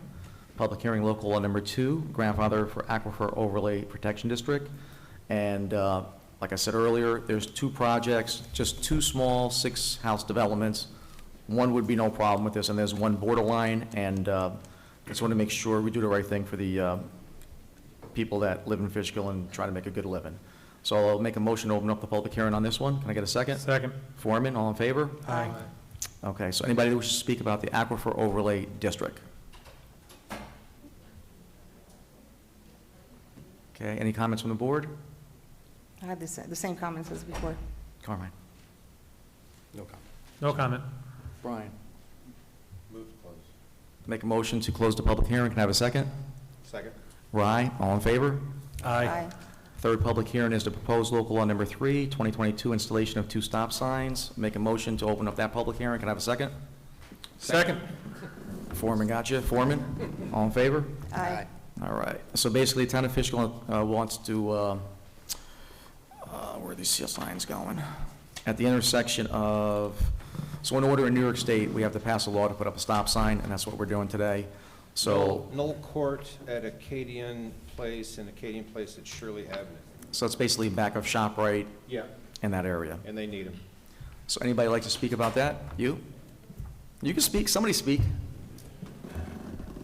I just want to say those stop signs have been needed for years. Okay. Years, and there's a school bus right there, so it'd be great if it was. So we listen to you, and we're going to get these done. Can you say your name, please? Oh, Kathleen Merrill from Fishkill. Thank you very much. Anybody else want to speak about stop signs? Okay, I'll make any board member got anything? I'm good. I need those stop signs. You need the stop signs. I'll make a motion to close the public hearing. Can I get a second? Second. Foreman, all in favor? Aye. Aye. Aye. Okay, so what do we got here? Privilege of the floor. Okay, I said we're going to take a 10-minute break after this. Do you want to take the break, or you don't want to keep going? I can keep going. You can keep going, John? Let's go. All right. So next up is the privilege of the floor for general town items. So anything regarding the town of Fishkill, you can speak, but let me read some rules here to keep this going nice. For anybody wishing to comment tonight, please address your statements to the entire town board, not to individuals and not to the audience. We ask that the speakers present their remarks in a courteous manner and not make personal comments about town residents, public officials, or others. We ask that those in attendance refrain from commenting, gesturing, otherwise interfering with those making comments. And remember that your statement for the board consideration and is not intended to require the board to provide an answer to you when you speak. Finally, the public comment opportunity is only for comments. We also like to remind our residents that much of the town's business information is on the town's website, and for those wishing to gather background reports, answers to specific questions and such, are strongly encouraged to contact myself at Town Hall. You can wait for me after the meeting. I'll speak to you after the meeting. So this way we can gather the information that you need. So right now we're going to speak about anything regarding the town of Fishkill. That gentleman there first. Hi, my name is Rob Bucheri. I'm a teacher in the Hudson Valley. I've spoken here before. I just want to make it known again that we have the 250th anniversaries of the American Revolution coming up in the next 3 years. It's definitely something that we want to continue to to preserve in Fishkill. In World War II, they had a group called Monuments Men that were sent to protect the history and culture of Western Europe. And if you get rid of this area's history, you don't have a culture, you don't have a town, you don't have anything. People say they want to move to Florida. That's great. You can live on a golf course. Wonderful. There's no history there. Nope. All right? So our group, the Friends of the Fishkill Supply Depot, I'm one of the co-presidents. We're going to continue to try to preserve the history of Fishkill, and we want this place to be a place where people want to stay. They want to learn from their history, and they want to know what happened here. So, thank you. Thank you, sir. Anybody else? Ladies first. Good evening, Mary McGeary. I have to put my glasses on, I'm getting old. I'm here this evening to give this board some food for thought. Fishkill is known as a town where it is better, easier, and cheaper to ask for forgiveness as opposed to permission. This is not the first time I've mentioned this at this microphone, but I am hoping it is the last. Here's a brief background. Someone has an illegal apartment, a finished bonus room without the benefit of a CO. Between these two areas totals 2,000 plus square feet. A chicken coop, an application submitted with incorrect survey information, and several other violations. P.S., according to Dutchess County GIS, the home is 2,900 square feet. Last night, these revelations came to light. They were made at the public hearing, or the continuation of a public hearing at the ZBA meeting. Quote, "We have to focus on this application. We are aware of the issues, but the fact is he's working with the zoning administrator. We have to let the zoning administrator run with that, and we cannot manage that. We are here to address this applicant and this application." Well, while I appreciate what the sitting chairperson had to say, my question is this: how did this application get to the ZBA? I must question, or as I like to say, riddle me this. Is not our building inspector, our code enforcement officer, also our zoning administrator, and our planning board administrator? So it appears there could not have been a miscommunication between departments because there is a key common decision-maker in all departments. So I'd like to know what is going on. Why are things slipping through the cracks? Are we understaffed? Are we unqualified? Are we overextended? Are we incompetent? Overworked? Ignorant? Nepotism? Or are we showing favoritism? You guys are up there representing the citizens of this town.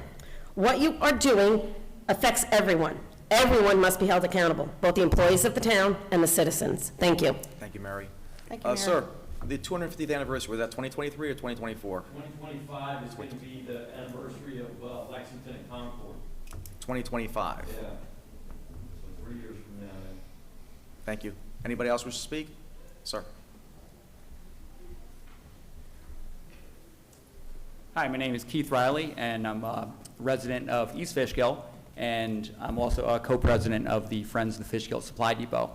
And my general question or comment is that I was in Fishkill 2 weeks ago, and I was across from Cafe Maya, and I noticed I was stopping by the sacred grounds to see how the engineers have honored the soldier cemetery at the place, the property that I guess is known as Continental Commons, or wants to be known as that.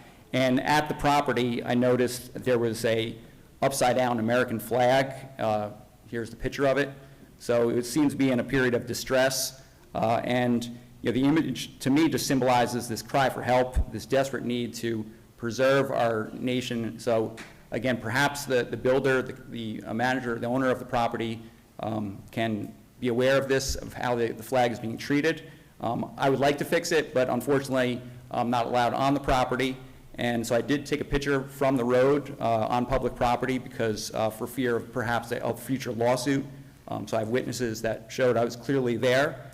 So I just didn't want, I'm a visual learner, and I hope that this image is something that is just as disturbing to you as it is to me, and it's something that you might want to keep in your mind as well. So I'm not sure if the town can address how people treat flags on sacred grounds, but perhaps you may have some suggestions.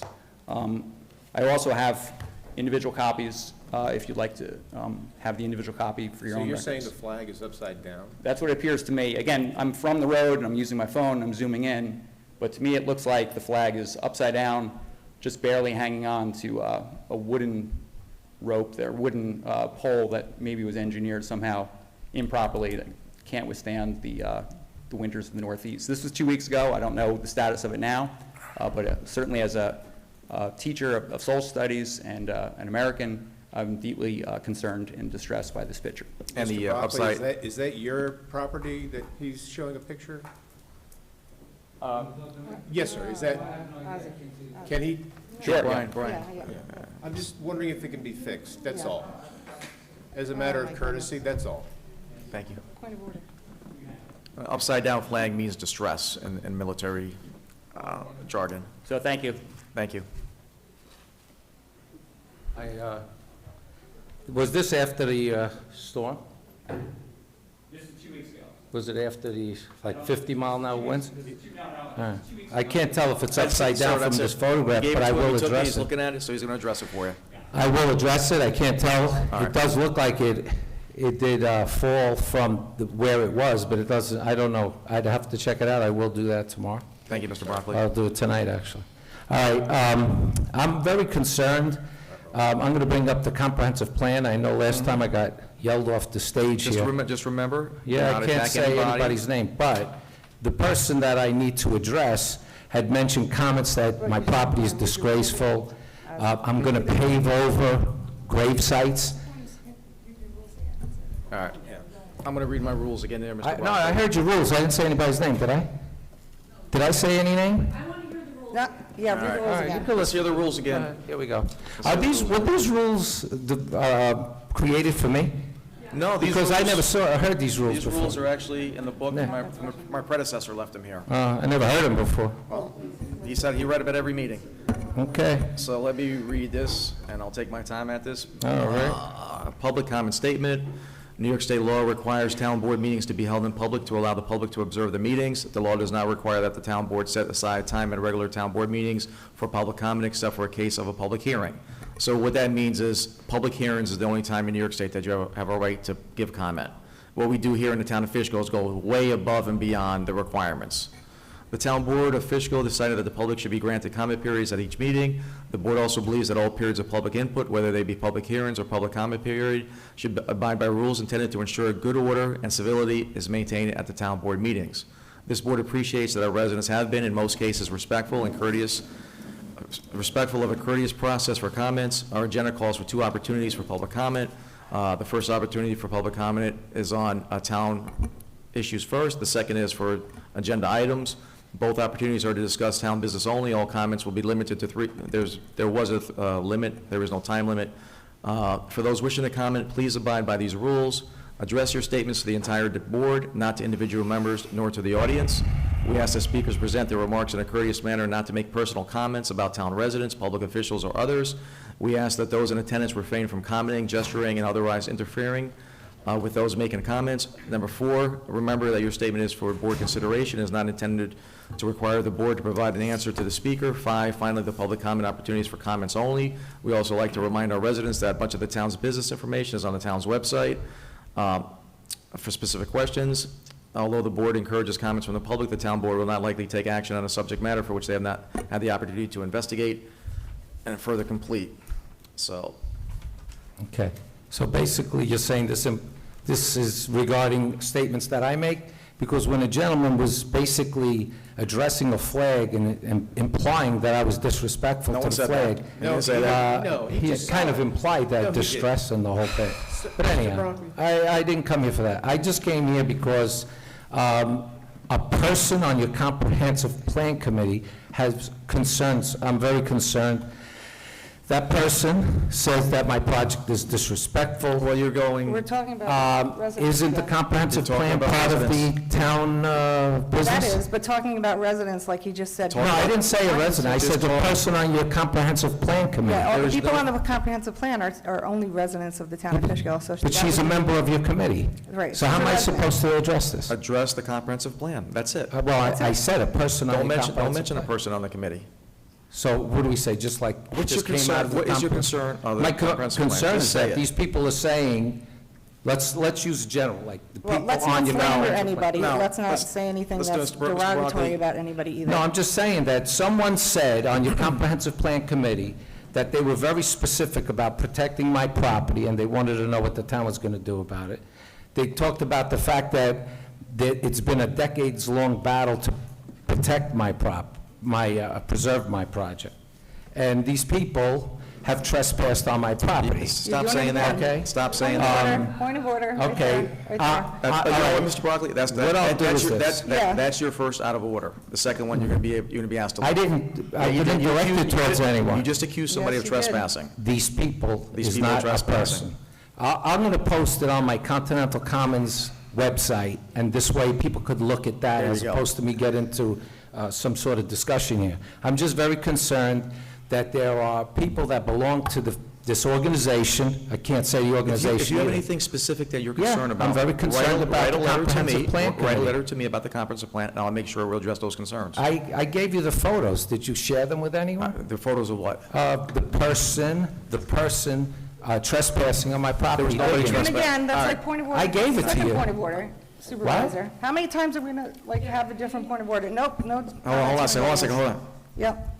How do you want me to address these things? Can you just write me a letter and say what your concerns are? And will you read the letter publicly? No, I will not read it publicly. So you're not gonna read my letter I publicly? don't know. I'll bring it to the comprehensive committee. Okay, I appreciate that. Thank you for your time. Anybody else wish to speak? My man, come on. Hi, my name is Fred Cantor, and I'm a resident of Fishkill. And you dressed nicely tonight. Yes. Thank you. Mr. Cantor.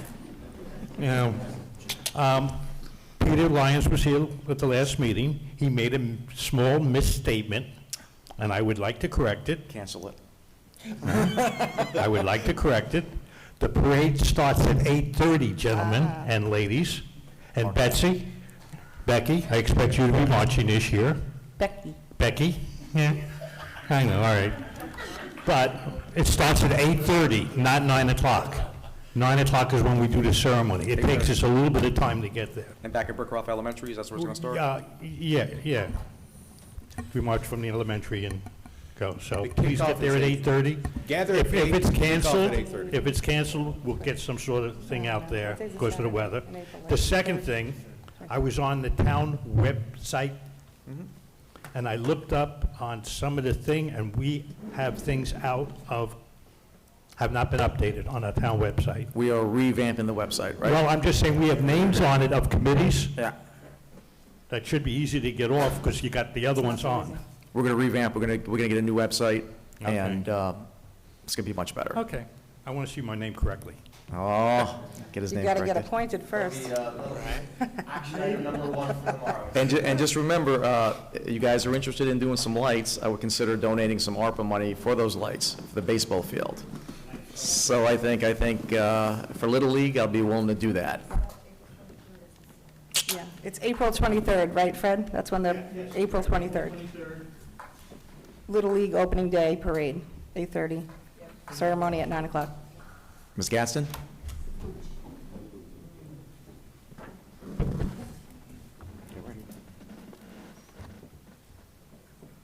So good evening, Supervisor. Good evening. Madam Clerk and Town Board members. To start, I just would like to say that all of you know that I had a great interest in being a part of the ZBA. And so when I try to commit myself to things, I make sure that I educate myself and I'm well informed. And so I've been watching the meeting since January. And there's a particular application that I believe another resident, Ms. Mary, actually referred to, and I would encourage all of you to look at the process that just occurred, because it is very unfortunate that the quality of life of both parties will be affected. And I think that there is a lot of things that can actually be changed and fixed there. I don't understand how an application can move forward when it is lacking all of the components that it should have had during presentation. So I will let that stand there. I know that Councilman Isvan is the liaison there, so I encourage you, you were there last night, to take a look at that process. It is not going well. and I will be watching, because that's what I do when I'm interested in stuff. Secondly, I'm here to ask that you would journey with me to November 17th, 2021, when I was a part of the prior board that passed a resolution to reimburse the supervisor $68,000 for his legal expenses arising from litigation filed in 2020. I made sure that before I made that decision, I listened to our prior attorney, Mr. Nugent, who explained to the board and the public repeatedly that the reimbursement was for a 2020 lawsuit in Westchester, and that the complaint clearly made allegations against Ozzy Albra as the town supervisor.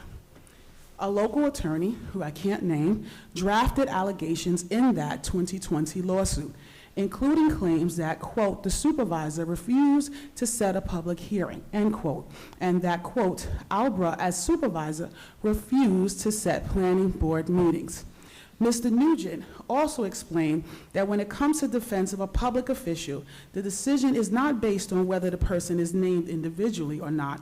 Rather, the town board must look at the substance of the allegations made.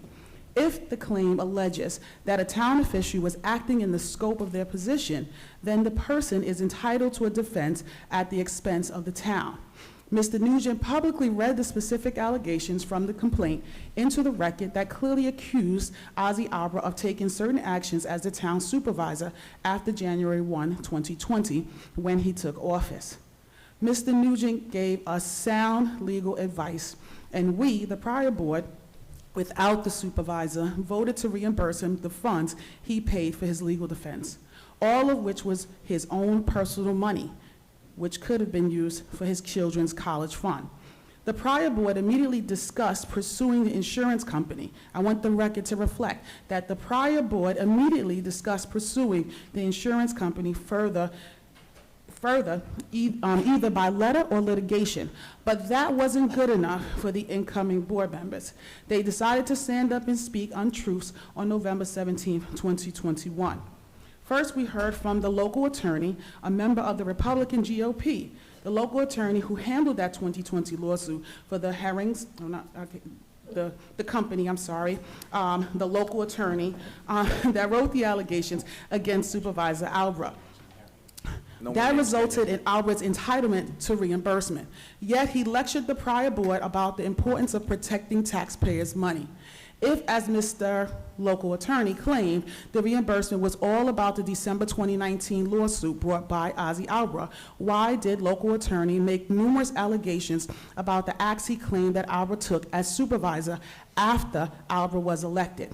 Those allegations led to the reimbursement and expenditure of taxpayer money. On November 17, 2021, one by one, the Republican council member elects spoke after Local Attorney. First, Councilman 1, he had lots of questions and unknown regarding Azim Albra, individual to defend him for his legal action he took in December 2019. That statement was untrue, and it appeared he was misinformed by the local attorney. Then you have council member number 2, came forward and questioned personal legal expenses for actions Albra took before he was the supervisor. Personal actions that was also untrue, and it appeared he was also misinformed by the local attorney about the content of the 2020 lawsuit. Then you have council member number 3, spoke and advised us that the primary responsibility is to be guardians and watchdogs for the town's money. He said the supervisor was acting on his own. Because his own name was on the lawsuit, he alleged that it would be a gift of public money to Mr. Albra.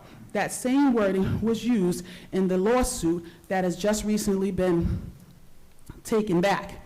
He alleged we were failing to fulfill our obligations to town funds from abuse. He pledged to the people of Fishkill to reverse this decision and return the money to the residents of Fishkill where it belongs, that they would take all steps necessary to do so. However, they were all misinformed and spoke without knowing the facts or considering the facts that were laid out by Mr. Nugent. The incoming board members had already met with Mr. Nugent to interview him as a potential town attorney, and if they had questions, they easily could have asked him to explain the reasons for the reimbursement in greater detail, but they didn't.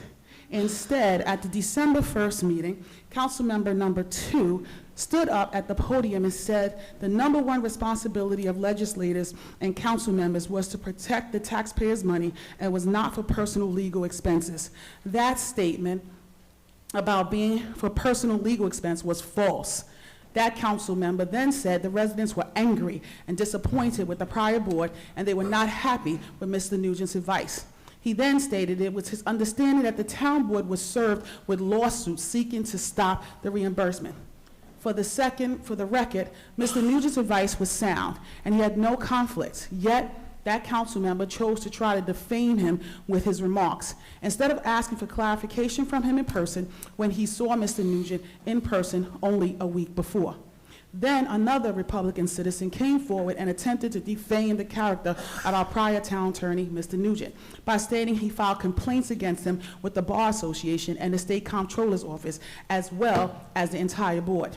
At the 12/15/21 meeting, a resident of Fishkill spoke and stated, quote, he filed a lawsuit to protect the town from terrible decision of paying the supervisor back for his legal fees. He wanted a judge to decide if the board was right or wrong. He then questioned the cost of the attorney the supervisor was using to defend himself against the lawsuit that resident himself had just filed against the supervisor personally and the town board. In the end, the supervisor attorney and the attorney of the town board hired were both basically the same rate. I believe it is $360 an hour. I stand corrected if I am wrong on that amount, all because of a resident's lawsuit. I believe that once you remove the politics from this situation, any competent lawyer would understand and agree with Mr. Nugent's explanation and legal basis for the reimbursement. Yet, the local attorney seemed to not want to believe that the prior board actually made a legally correct decision. Instead, he represented a Republican citizen to sue the town to try and stop the reimbursement, a reimbursement that arose from allegations written by, guess who, the local attorney. Yet more taxpayer money was wasted in defending the resident's lawsuit, a suit that has now been discontinued by the resident. The whole charade was nothing more than political nonsense, and incoming board members fell for it entirely without doing any due diligence and without any follow-up with our prior attorney. They could have actually asked for and received a valid legal explanation, but instead opted for political fake news. They followed the lead of the local attorney who filed the resident suit and cost the town taxpayers even more money. Thankfully, that suit was discontinued, but it is said that more time and money was wasted in the process. Now, the council members who complained, you are a part of the board that is being sued, and you are now one of 5. Your decision should be based on sound legal advice, like the prior board received. Your decision-making should no longer be guided by a local attorney with a political agenda. You are now the watchdogs for the town's money. So let's start watching for what's best for all the taxpayers. As board members, you are now all vulnerable to be the very same situation as Supervisor Albert was, being sued individually for something you have done as a town council member.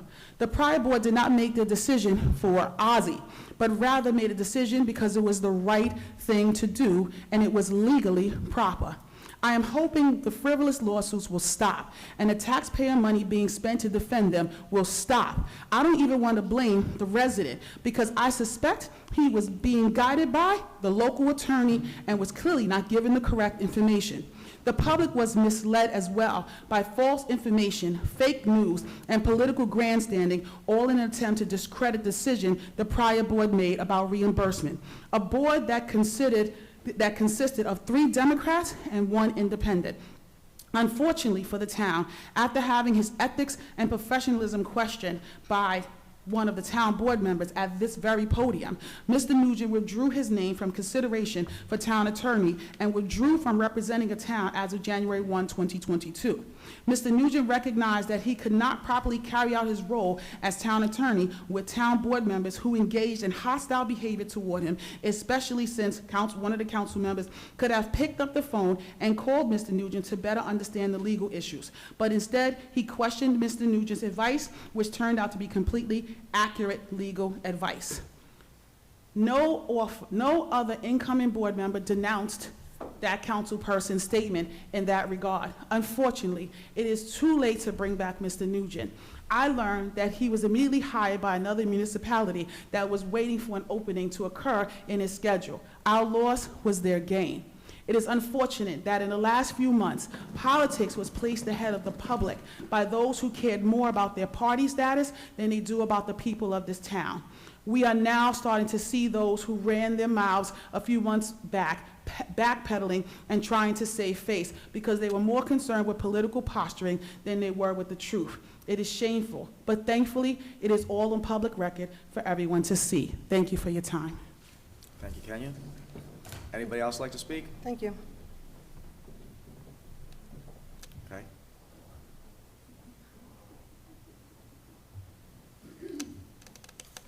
Just give us your name and where you live. Sure. My name is Jason McIntyre. I used to live about 10 seconds down the road. Now I live in Dover Plains. We're 10 seconds down the road. Right in Rockwell Place, right there. Okay. Yeah, I got priced out. Where, Rockwell? Yeah. That's where I live in the area. Oh, yeah? We're in Rockwell. We were neighbors. I was number 3. The guy with the cat? Yes. My daughter babysit your cats. Oh, wait. Victoria? Oh, no, we never had a babysitter. Maybe that was next door. Okay, anyway, what's your comments? Anyway. You guys Nice want to to meet use you. some hot cocoa or something? It's my commitment to open government. I'm a recent friend of the Friends of the Fishkill Supply Depot, and I'm a lifelong resident of Hudson Valley. I went to college at Marist College. I went to law school at Pace. I was born and I was raised on West Point, and because of that, I have a very very strong respect for this country's history and this state's history. And I just wanted to share a story. I was, every time I see one of those historical markers, I read it because there's a lot around here. And I was walking and I saw one, and it was just, small, very, you wouldn't even notice it. And I read the sign, and it was a burial ground for slaves. And I had no idea that was even in New York. And I have the same story about the Fishkill Supply Depot. I drove by the Van Wyck homestead thousands of times. And it wasn't until a couple years ago that I realized what that place is. And, I'll just end the story by saying that when I saw that historical marker by the slave cemetery, I turned around and there was a massive housing development behind me. So I just think that happens maybe too often, and maybe there's something we could do about that. Thanks. Thank you very much, sir. All right, that's the end of privilege of the floor for general town items. Tonight, I turn for my supervisor comments. I'm going to mention that litigation that has been discontinued and a little bit of history. And then we're going to move on from that. I would like the residents of Fishkill to know that a recent frivolous lawsuit against myself, the town board, and you, the taxpayers, was withdrawn. This was a third lawsuit in which I was involved, the same Fishkill attorney. My first legal encounter with this attorney was before I took office, when I filed a lawsuit to stop an illegally scheduled public hearing. This lawyer represented a developer who needed the board to issue him a developer client a zoning variance to develop a site on Old Route 9. The meeting at which the board was to hear this lawyer's client's application, however, was illegally scheduled, and so I sued. The Dutchess County judge agreed with me that there was no quorum or proper notice, and the public hearing was canceled by court order. I paid for this lawsuit out of my own pocket. I never, ever, ever asked the taxpayers to foot the bill for this. It was just the right thing to do to protect that Constitution that sits over my head. My second encounter with this local attorney was when he sued me in Westchester County Court and sued me as town supervisor. That case was also decided in my favor when the judge dismissed the case on a motion to dismiss. I then asked the town board to cover my lawyer fees as provided for in the town code. The town board then passed a resolution authorizing reimbursement of some of my legal fees, not all of them, based on solid legal advice from our town attorney, who gave many examples of why this lawsuit was in fact against me in my official capacity as town supervisor. After this, I found myself in a third legal case involving this same local attorney. This attorney sued the town and myself to prevent this town board resolution from being carried out. In this suit, the lawyer challenged my reimbursement of the legal fees caused by his own previous frivolous lawsuit. So what he did was sue me to not collect what he sued me for in the first place. I know it's a little tricky, but that's what he did. Unbelievably, the lawyer said he wanted to save the town money, but by suing the town, he forced us to retain outside counsel and incurs significant expenses. Not only did this lawyer file a frivolous lawsuit, he sent intimidating letters to town employees telling them not to do their jobs. This is equally as horrible as filing a frivolous lawsuit. This lawyer faced sanctions for at least 3 separate offenses. Number 1, his claim lacked any legal merit whatsoever. The lawsuit was part of a malicious campaign to harass, obtain retribution, and intimidate me. His complaint was rife with false statements of facts meant to undermine the case and win the battle of the case in the press.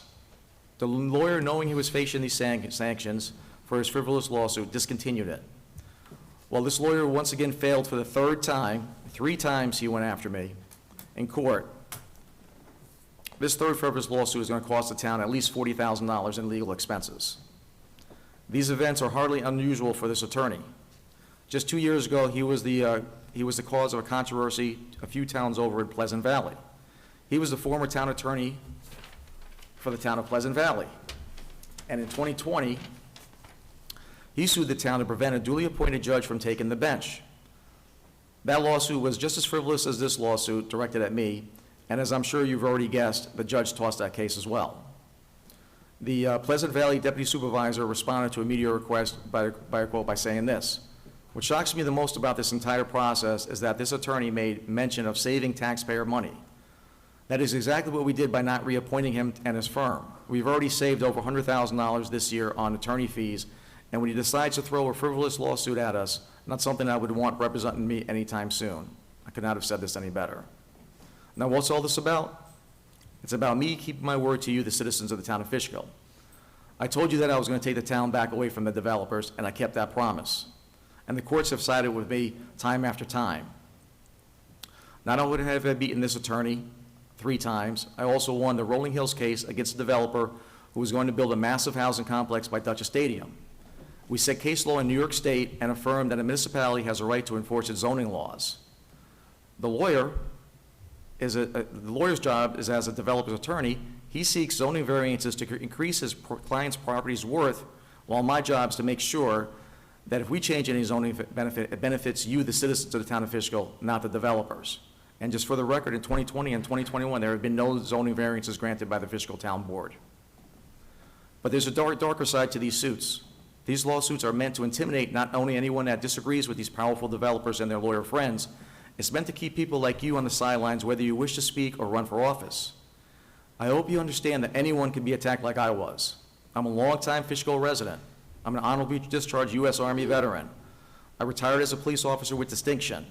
I have 4 children in local schools who risk losing their college funds due to these frivolous lawsuits. As your supervisor, I hope this doesn't discourage any of you from making your voices heard. On a personal note, I've always welcomed people to disagree with me. I have the best, most controversial town board meetings as you've seen tonight. I let you guys speak. There's no time limit. I believe I am the most open government town in New York State. Like I said, I always agree if people want to disagree. If you want to come to a town board meeting or visit me at my office, I have an open door policy, and voice your opinion, you're free to do so, and I invite you. That's free speech, and it's something I support and encourage as I pursue maintaining the most open government in New York State. However, these lawsuits were not free speech. They were nasty. They were political. They were nothing but retribution. Why? Because I won an election and took power away from the developers and gave it to you, the citizens. These lawsuits aren't just against me, they're against you as well. As your supervisor, I will never back down from my promise to protect you and promote your quality of life. I am proud of our board members for their steadfast courage in the face of these frivolous lawsuits and thank them each for supporting the town. Without this wasteful distraction over our heads, we can go back to work for the betterment of the town of Fishkill and its residents. I look forward to the State of the Town address in the future. I'm proud of the great work we did in 2020 and in 2021 and what we have planned for the future. But I will leave you with this. You, the residents of Fishkill, run this town. The developers don't. I will continue to keep my pledge to you as no one else can. So that's my comment about this lawsuit. Hopefully this ends it. And then I got a letter from the congressman regarding an event that happened today that's hit social media regarding the closing of Castle Point. What? So this is from, I'm sorry guys, I know, but I didn't know that one. there's fake news out there and I want to clear it up from the congressman's office. We write to express our concern with the recent proposal by the Department of Veteran Affairs that if implemented would potentially result in the closure of Castle Point VA Medical Center. As the VA continues its review of healthcare facilities under the Mission Act, you must ensure that any veteran who utilizes Castle Point Medical Center as a primary point of care maintains quality, obtainable, and high-quality care through a VA facility in the Hudson Valley. The VA Mission Act, Public Law 115-182, established a commission to make recommendations regarding the modernization and/or realignment of facilities of the Veterans Health Administration. While the Asset Infrastructure Review Commission will have the opportunity to evaluate VA's proposed changes, it is imperative that any recommendations of the AIR Commission receives does not include a reduction of services for veterans in our district. Many veterans are dependent on the care that they receive from the VHA, and the VA must not compromise that care by closing any facilities without sufficient and equally accessible replacement of services. Closing the Castle Point VA Center without an operational replacement facility in the nearby would be an unacceptable proposal for our veterans. A recent VA-led briefing for congressional staff referred to a new facility in Fishkill, New York, but the recommendations published about the future of the VISN 02 Metro New York market does not clearly identify how the services would be replaced by the new facility. So what he's trying to say is there is a possibility that Fishkill gets a new VA facility. Without assurances that a new VA facility in Fishkill or an adjacent community would fully replace the services offered at Castle Point, we have serious concerns that local veterans would face the interruption of their care. As representatives of veterans in the Hudson Valley and surrounding regions, please respond whether the VA has plans to construct a new facility in the Hudson Valley and the surrounding area, whether such facility would match or exceed the services provided by Castle Point, and whether this facility and its full complement of services will be included in the VA's recommendations. While we support the goals of the Mission Act to update healthcare facilities and improve care given to veterans, especially those in rural areas who often rely on limited service, we will not support any plan that involves the closing of a VA facility without assurance that veterans will have equally accessible services in the same or higher quality as the VA or AIR Commission. The President and ultimately Congress continue to review the VA facilities and assert the need changes. We urge you to take a tailored approach that ensures the broad agreement from the veterans, medical experts, and the communities most affected by change. Thank you for your attention to this matter and for your dedication and service of our veterans that have served our country. If you have any questions, please contact Julianne Aldors at julianne.aldos@mail.house.gov and Congressman Sean Patrick Maloney's office. Thank you for consideration of this request, and we look forward to receiving this response by April 28th. This is signed by Congressman Maloney and Congressman Delgado. So there was rumors out that they're going to close the VA Center in Castle Point. There's also rumors that they're going to build another facility in Fishkill or near Fishkill. So I just want to make sure the public is aware of this and not listen to these rumors, and you guys got the facts. So that ends my thing for supervisor comments, and we'll go on to discussion number 1, which will be discussion authorized. You have the liaison reports. I'm sorry? Liaison reports. Liaison reports, Councilwoman Danielle, you go first. My glasses on. I'll start with the Village of Fishkill. I attended the village meeting on March 7th. It was a workshop meeting, which was short and sweet. They were happy to be doing the first joint Easter egg hunt this year with the village, the town, and the library, which is on April 2nd at Gearing Park from 12 to 3 for kids under 12 or under 10, but it sold out quickly, but it should be a nice event. The village will have their next meeting on March 21st at 6 p.m. I didn't see the agenda set, so I'm unsure what will be on it, but I will attend. For the rec center, I attended card bingo once again on the 7th. I did not win this time, but enjoyed spending time with everyone. The trip that Mary Ann organized to Pennsylvania in June sold out in one day. She'll now be working on a casino trip in the near future, which I'll keep you posted about. Or you can always check the Fishkill Center website for ongoing programs and events. Carmine and I have been working together to try and have a rail installed in front of the rec center for safety reasons. When we have more details on that, we'll advise the board, but I just want to thank Carmine for working with me on this. I appreciate it.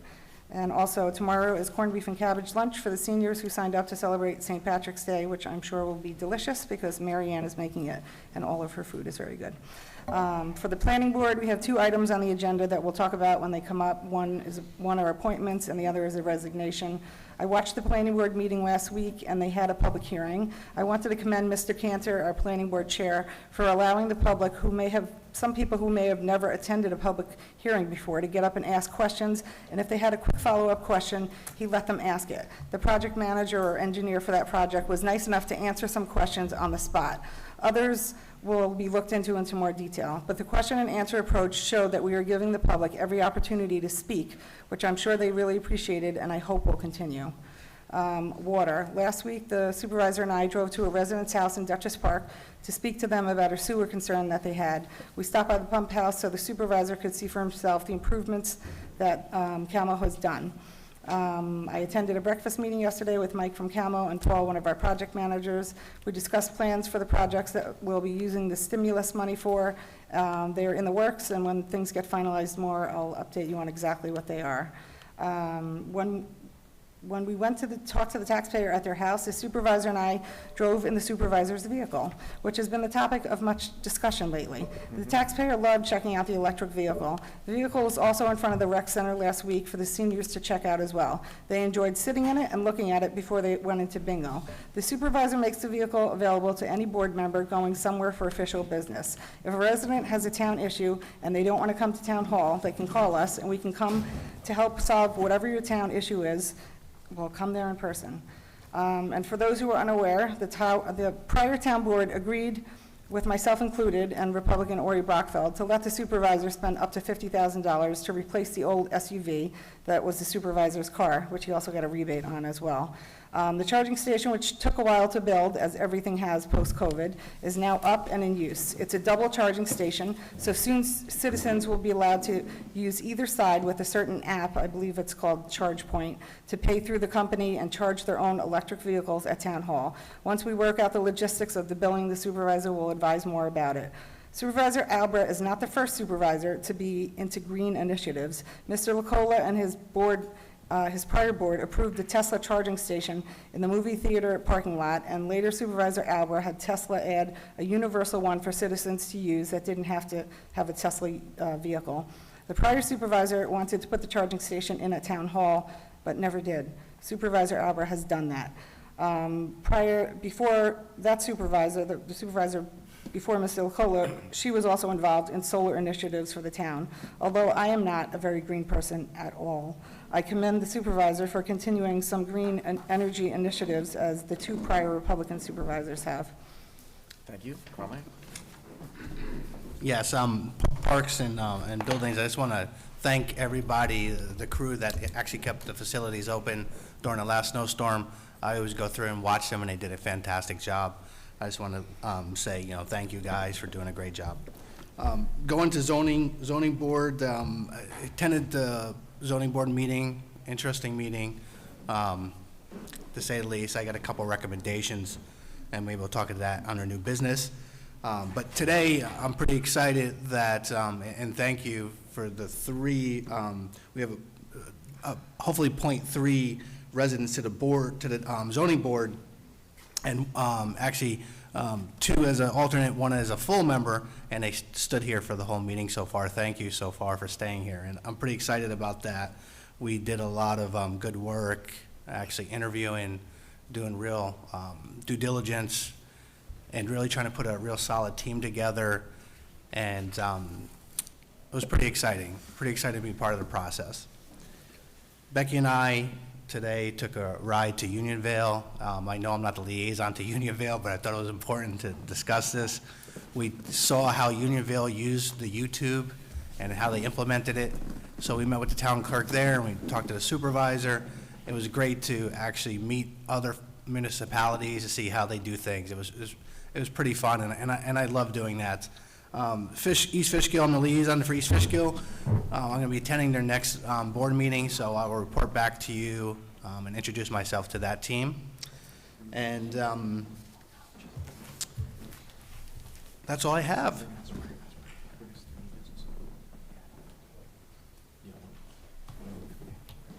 John, go ahead.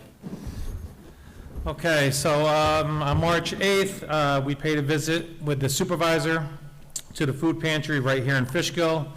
We learned a lot about how that operation works, where they receive their supplies from, and who they serve. Thursday, March 10th, I attended the planning board meeting that went from 7 o'clock to about 11:30. They had another full plate of projects in front of them. Saturday, March the 12th, marched in the parade. It was called the Parade of Green Parade in the city of Beacon. Beacon resident Tony Lassiter was the honored Grand Marshal. March 15th, I had a meeting with Councilman Rye and the chief, police chief, and that's all I have for tonight. Council? All right. Basically, I had a really great week. I mean, I said I wanted to create a liaison with the Renegades. During the Super Bowl, there's a food drive at the food pantry. I actually stopped in there.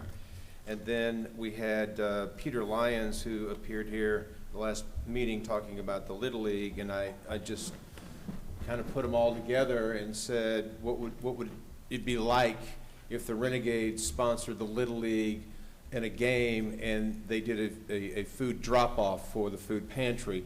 And that's evolved into something unbelievably great. It is quite an initiative that the Little League has decided to take on with open arms. They're going to, first of all, the Renegades are going to be doing some great things. They are dedicating the game on June 12th, 2022.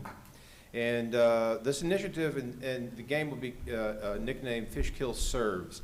And it will be broadcast widely by Hudson Valley Renegades for people to please bring food items, and the Little League will be there to pick them up. And the pantry will have a truck there.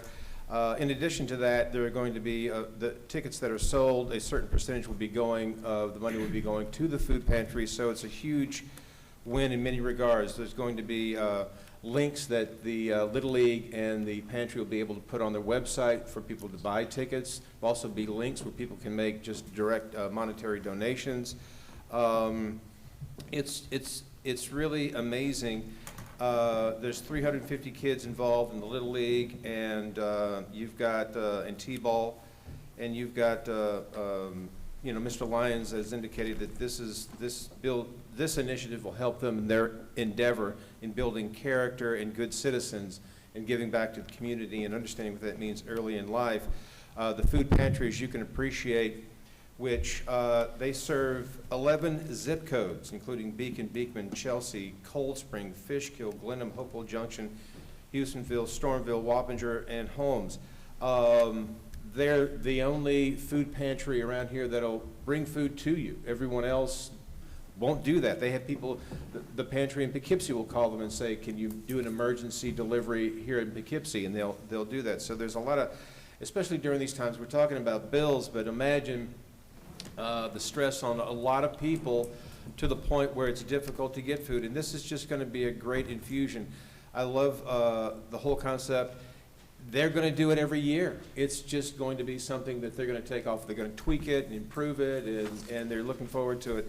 So it's just great to put them together and then let them run with it. Of course, we're going to be out there on the April 19th, or home opener, and I talked with them, and they're excited for us to be out there and give the proclamations to the Renegades, to the Little League. So we're going to do that. And we're going to do that. Greg, and to work with him for those. Work with him for those proclamations. Yeah, absolutely. And that's just an exciting thing, and Fishkill should be proud of that, because it's just really, a major way helping to take care of our fellow citizens that are in a tight way. I did have a meeting with Mr. Thurston, the supervisor for town of Wappinger, and we, as the liaison there, and he and I have gotten into a number of different topics that's just too early to talk about now, but he's a very interesting individual. Sure is. And I will say that he's invited us to March 29. They are doing a Vietnam Veterans Day. Vietnam Veterans Day is an annual event, March 29. That's the last day that the command pulled out of Vietnam, and it's the 50th year anniversary this year. So they're going to do quite a thing right there at Town Hall in Wappinger, March 29, and they would like for us to all attend, and of course, everybody attend. And What time is that? I think it's right at noon, but let me find out. I had something else. Of course, the Highway Department, I just want to say props to you guys continuously out there taking care of the roads during the snowstorms. I'm going to have my next meeting in about a week or two with them, and we're going to get deeper into items there. But as we all know, we're very proud of Mr. Schofield and our Highway Department and their continuously great work in taking care of us. Okay, all right. Supervisor, did you want to talk about the food drive, the food pantry you went to? Yeah, you talked about the food pantry, right? Yeah. Yeah. No, the one that you went to with, I went with him, he said it, he mentioned oh, it. I missed it, sorry. Well, I tell you what, Brian, I'm glad I created the liaison position from the town to the Dutchess Stadium and the Renegades. Looks like it was a smart idea, so I'm glad you're there. I'm glad I asked to do that. And I created it. And that you anointed it, there's no doubt about it. And this is all for our credit. This is all, Absolutely. for the town of Fishkill. That's good stuff. Yeah. I'd like to thank Councilman John right here for the CH presentation. He put this thing together, and didn't go as bad. It went pretty good. It wasn't, no one died, so, you know. Yeah, it was gonna be a lot of stress. No one, yeah. Just trying a little levity here. I just want to follow up what Louise said about the planning board. The commitment of this town's open government, for the first time ever, a citizen is allowed to speak about the agenda at a planning board meeting when it's not a public hearing. So, like I mentioned earlier, you're only allowed to speak by law as a right during a public hearing, and not for public comment. And this board has translated into the planning board, where residents can come pick up an agenda and ask a question on that agenda to the planning board. That's a profound change, and for my commitment to open government, I just think it's really outstanding that he does that, Mr. Cantor. Right, and also I was talking about the public hearing itself. You know, Yeah. sometimes some people would just like to rush people off and not hear what the response is, but he let the engineer, whoever it is, actually answer if they chose to. And then there was a couple of people in the audience, like I said, they've never been to him, so he let them get up and ask another question, which I thought was very good. Yeah, and people that came to these meetings, the O'Malley's, Mary, you guys remember when the door was half closed, and here we get our meetings. People show up to these meetings. They're pretty exciting, they're entertaining. You know, you learn a lot by coming to these meetings. I just want to follow up with the charging station. It's currently set up for the supervisor's car and the town board car. We have to program it for other people to use, and that's going to probably be done by the end of the month. So any resident has an electric car or a visitor, there'll be 2 charging stations right behind that door over there in back of the town hall, and we'll make an announcement when that's completed. Also, I want to correct something. I do not use the vehicle for personal use. It stays back there, and it's only used for official business. Again, with the fake news, people are saying I take it home and I take my kids and use it and go to Connecticut and all this other stuff. That's not the case. It's only used for official town business. Is it a sports car? Yeah, and it's an SUV, it's not a sports car. So that's all we have for liaison, so we're going to go into discussions, and the first discussion will be discussion to authorize renewal of license agreement between the town of Fishkill and the Little League. Board number discussion ID 7598. The town of Fishkill and Fishkill Little League are parties to a license agreement for a term commencing March 1st, 2022 through November 1st, 2024 for the use of Shepherd Memorial Park, including concession stand located therein and Doug Phillips Park, so that a Little League may provide its recreational baseball and softball programs to town residents. This license agreement shall include provision that it may be renewed for 1 additional 5-year term. The parties have met and desirous of renewing the license agreement in accordance with the terms set forth in the attached renewal agreement. Present that to discussion. Louise, any discussion on that? I thought I read it, but maybe I was wrong. I just want to make sure the wording was right about the garbage and the bathrooms, so that's what they will not be paying for? Yeah, they will not be paying for the garbage I and thought I read the, it. Is it in there the correct way? it's in there. Yes. Because it was not correct in the discussion. Okay, Yeah. so it's corrected in the resolution. We don't want to tell them we do it and then just slide it in that they're going to pay. Okay, thanks. Carmen? No, I'm happy for this for them. When we negotiated this with Fishkill League, what was their comments negotiating with us? Would you like to share those comments? Well, no, just that it would take a while to get things resolved and take a little bit longer. Supervisor and I, even though we not agree with everything, we actually worked very well together, and it was good to be part of that, and it was good. And we got it done quick. And what was the comment, how long it takes sometimes? Months. We took care of this like in hours. John? Just happy it got done, that's all. Thank you. I'm good. It's You're awesome. good? All right, so that's good to put into, we got that in consent. Where do we have this one? I believe it's resolution number one. Okay, resolution, okay. All right, number 2, discussion of part-time police assistant. The chief is looking for some more part-time guys. He's asking the board for permission. I'm okay with it. You're okay? Everybody okay with it? Of course. All right, so I'll let him know. I don't think that's a discussion item. Just a discussion? All right, so number 3, okay. I think these guys got bought out. This janitorial contract, and this is gonna be a problem for us in the future because these rates are gonna definitely keep going up. So it's a discussion to reauthorize contract for RFP 2021-01 for the janitorial cleaning services, town board discussion 7642. On February 7th, 2021, the town board awarded RFP 2021-01 to janitorial services, reliable cleaning services located at 1607 Route 300, 107, Newburgh, New York, by resolution 2021-74. The proposal was for a total amount of $105,792 per annum based on the town's specific scope of services to be allowed as follows: the town hall and court, the rec center, the police station, and the highway office. Per letter received from Reliable Cleaning, they have merged with LCS Facility Group located at 36 Cottage Street. The letter states that they will fulfill the same cleaning task at the same cost for the upcoming year. The original paperwork included an option for renewal of 1 year plus an additional 3 years. The town plans to reauthorize this agreement for an additional year. The pricing of the optional extension shall be tied to the annual change in the New York State prevailing wage rates for the job titles of workers performing the services.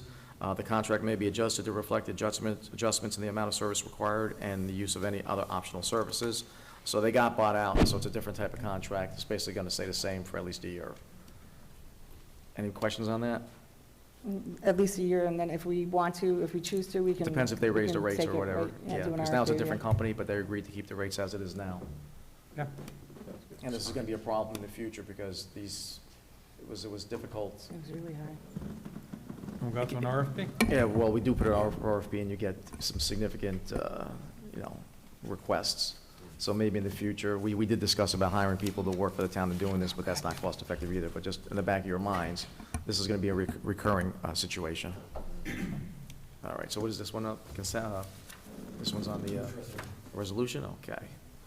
So we're up to number 4. Discussion authorizing copy releases for the Supervisor and Justice Court, ID 7644, Supervisor Albert, Judges Epstein and Rahamba, Justice Court, have requested town board approval for leasing of multifunction copiers printers for each of their departments pursuant to Town of Fishkill procurement policy. General Municipal Law 103 recommends to award the lease contracts to Toshiba Business Solutions under New York State contract. Funding for these lease payments would be paid from each department's supply budget for 2022. So it's no change in the budget. Anybody have any question on that? No. All right, put that in the resolution. Number 5. Discussion of resolution to accept a set of dumbbells for the police department, ID 7647. All Sport, Health, and Fitness is offering to donate a surplus set of dumbbells to the Town of Fishkill Police Department. The Town of Fishkill Police Department has an on-site exercise area, and this surplus exercise equipment from All Sport would add to that on-site area, would be added to that one-site area. Anybody got a problem with that? No. No, Okay. I've actually been in that facility. It's quite that room, I should say, it's quite impressive. And it was all donated, so.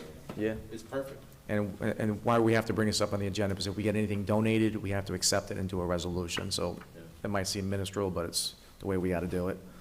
Number 6, Discussion of resolution to approve peddling and solicitation permit to Trinity Solar. Town Board discussion 7650. The Town of Fishkill is in receipt of a peddler and solicitor permit. Application submitted by Trinity Solar. Application is in order, and the non-refundable application of $50 has been remitted. Anybody got a problem with this? No, I just want to make a comment. I love the fact that it's thorough, and I love the fact that the police even do a background check on somebody coming to your door. I think that's just a nice thing to note for people out there. And if somebody solicits at your door, ask them if they have a permit, and it'd be simple for us to find out for you. So there's a lot of people sending out mailings and stuff like that. So if you have any questions about a solicitor or a vendor or anything in the mail, just contact the town and we'll let you know. So we're good with that one? Yeah, I don't think that they're actually selling solar. I think they're selling the financing options for Yeah. it. But anybody soliciting? All right, so that one's done. Number 7, discussion of zoning board of appeals vacancies. Discussion of zoning board of appeal vacancies, ID 7652. The town of Fishkill zoning board of appeals currently has openings for 1 full-time member and 2 alternate members. ZBA liaison Councilman Carmine Estevan has received a number of applications from residents interested in serving and wishes to recommend the town board appoint Kathleen Marold and the position of zoning board of appeals full member, and appoint Douglas Delapillo and Lisa Weilag to the position of zoning board of appeals alternate members. The town board will discuss this recommendation. Anybody have any questions? I have a comment. No comments? I have a comment. Okay, Louise? I'm just going to calmly reiterate the unprecedented, disappointing choice the new board members made at the first meeting by not voting to appoint Kenya that night to be the full-time board member, even though she was the first come, first serve, and she was definitely qualified for the position. After that, I thought Mary McGeary was next most qualified to be appointed, but it doesn't seem like that happened either. I'm glad that we're finally making appointments tonight, because I attended the zoning board meeting last night, and there needs to be more than 3 members present for meetings, even though that's a quorum. I hope Mr. Delapalio's leadership skills can help you be utilized for that as well. All right, resolution. Next one up will be number, Do you want to introduce him? oh, I apologize. The lady that's going to be the full-time, come on up. Just give us a little brief of your name. Your old night. Yeah, I know. She wants 3 hours to be on the zoning board of appeals. Thank you for having me and considering me, and thank you again for those stop signs in my neighborhood. My name's Kathleen Marold, and I live at 19 Arcadian Place in Fishkill. I'm a business owner. I am the mom of 3 daughters. They're teenagers. One is at Dutchess Community College. The other 2 are at John Jay. And it's a national business that I own. We supply decorative fabrics to hotels. And so I work with hotels internationally. And I am also a board member, advisory board member of the Hudson Valley Women in Business. I'm a board member of the interior design industry chapter in New York City, called NEWH. I am a co-leader of a Girl Scout troop, seniors. They're working towards their gold award. And that's it. If you have any questions, I'd be happy to answer them. I'm good. Everybody good? Do you have any time to yourself? I do. I'm very good at scheduling things. We're very impressive. We're glad to have you. Thank you. Okay, and the alternates? Douglas. Where's Douglas? Oh, there he is. Okay. Yeah, you were there all night? Good evening. Yes, I have been. Oh. My name's Douglas Paoli, 25 Westview Drive in Fishkill. I've been living here for about 4 years. My wife Leslie's a lifetime resident. That's why I moved up here. I love it here. I'm a hotel manager, which we'll talk about later. I've been a hotel manager pretty much the better. Which course hotel? Inn on the Hudson in Peekskill, New York. Okay. I'm also a member of 2 chambers down there. We're going to get into them, and also a Rotarian down there. And the reason why I wanted to do this was I figured I'm involved and very deeply involved down there. I figured why not do it in my own backyard where I live, and it's probably more important to me. So thank you for your time. Yep, your local government is the most important form of government that you have. Oh, and I'm a very proud You're a veteran? Marine I'm a Corps veteran as well. Marine Army. Go Marines. All right. Lady, ma'am? With Lisa. Becky needs a minute. What? Hello. My name is Lisa Wallach. I am an administrative supervisor at Atlantic Aviation. I also was a co-owner of a construction business for 16 years. Proud mother of 2 daughters who are grown and have their own homes now, and resident of Fishkill for nearly 20 years. I look forward to working with you. Thank you.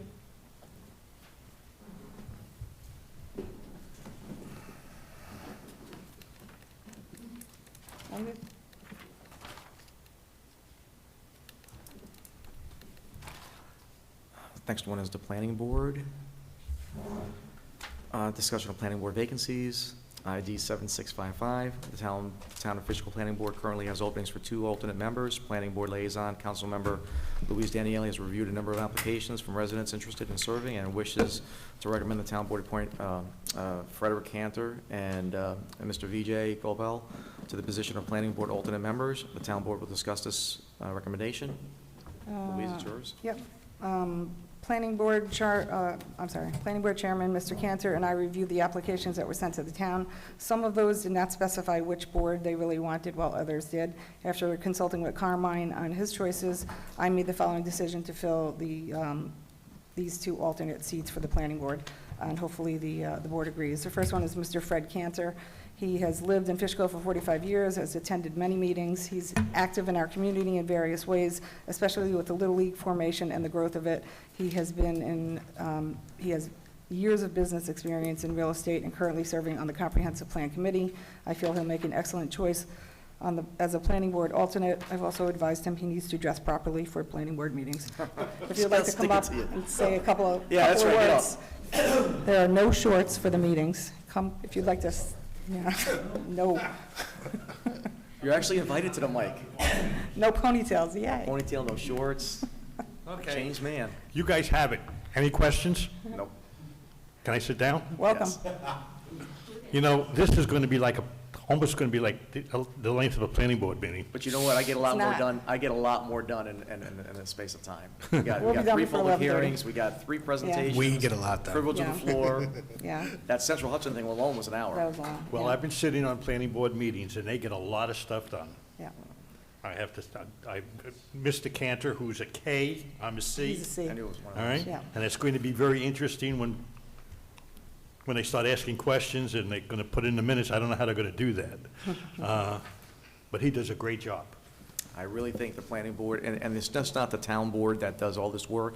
It's our zoning board, our planning boards, it's a collaborative effort. And when I spoke earlier about the town having more control over the developers, it's really trickled down all the way to these citizen boards too. So I'm very. One more for the second alternate. His name is Mr. VJ Gopal Kambali. Is he here? He's not here. He's lived in Fishkill for 14 years. He's a software professional working in a private company. He's proficient in managing projects and wants to help our community be a better place. He's currently away until early April, but will attend the next meeting to introduce himself and will be sworn in and ready for the April planning board if he's appointed. I feel he'd make an excellent choice as a planning board alternate.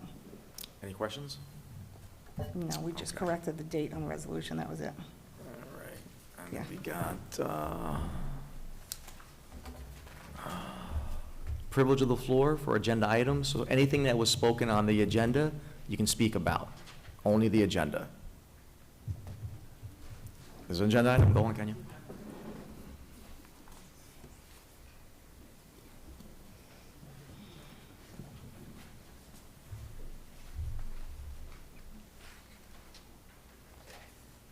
So the only agenda item I really want to talk about is, I just want to congratulate those that were appointed to the ZBA.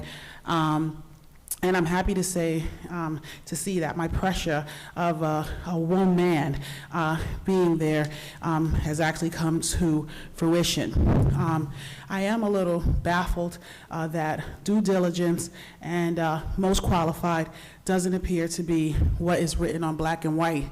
but it is my hope that training will occur, definitely at the ZBA level. It is my hope that before any member takes the seat, that they are offered courses and classes, so that this way they are aware of the rules and regulations that will guide them, and it won't be personal. I also think that everyone who sits there now should take courses and classes to refresh themselves, because the ZBA did not appear to be operating in a fashion that it should. These are my opinions and my observations. I did ask questions on my concerns, and so good luck to those that have now been appointed, but it's my hope that, I really don't know like what the decision was to get there, because I thought it was experience. Thanks. Thank you. Thank you. Anybody else? Mr. Cantor? Didn't you already speak? I just want to let you know that I've been taking courses from the Dutchess County for the last year She's on not my talking own. about you.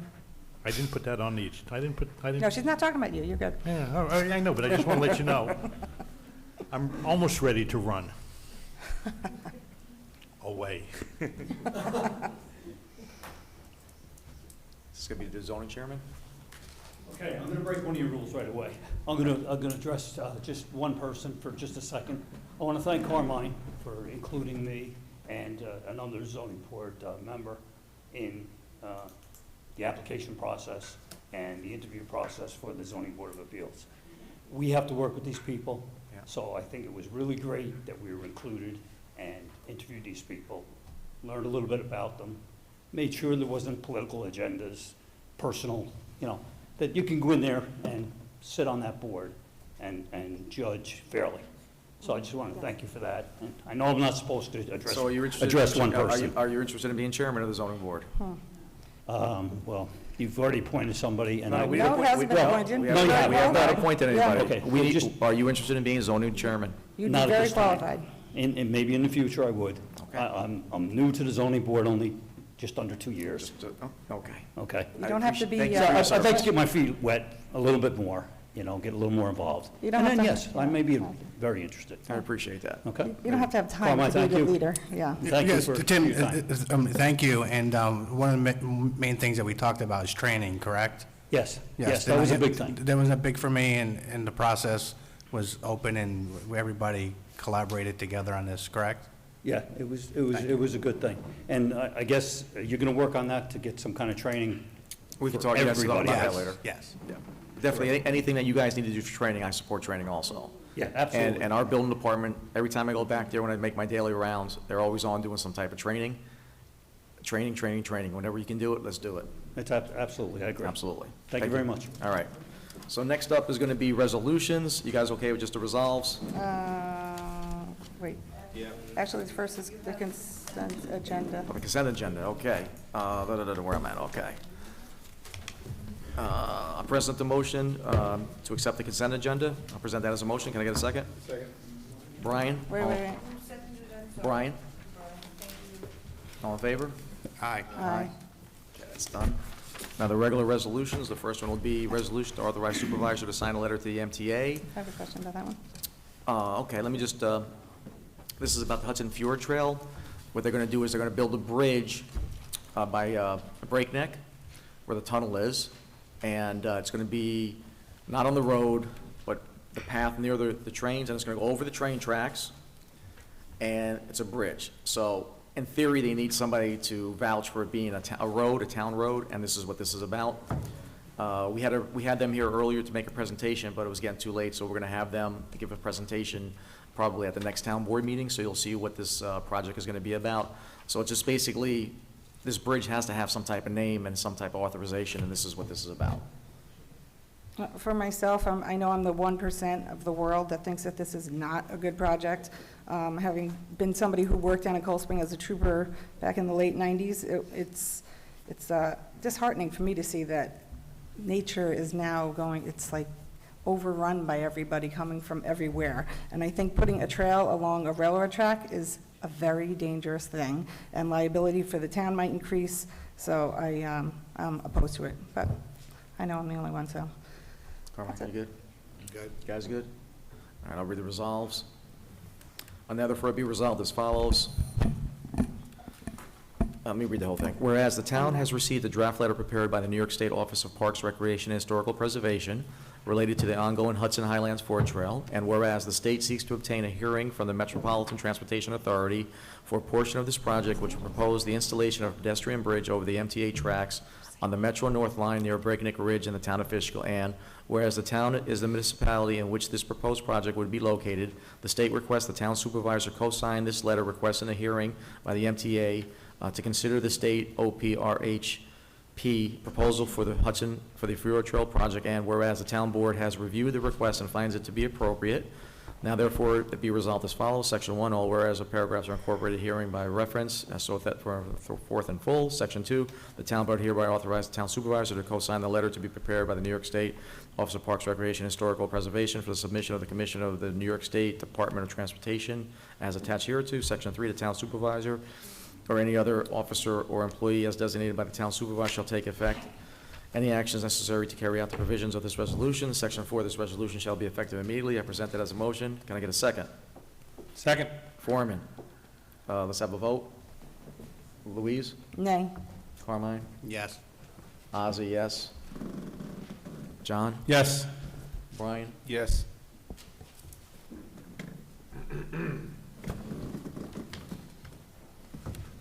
You ready? Oh, yeah. All right. Thank you. Next one up is to appoint Kathleen to the Zoning Board of Appeals.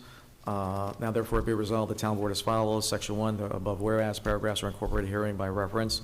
Section 2, pursuant to the New York State Town Law, Section 267, the town board hereby appoints Kathleen Marold to the position of Town of Fishkill Planning Board Zone of Appeals for a term commencing on January 1st, 2022 and ending December 31st, 2026.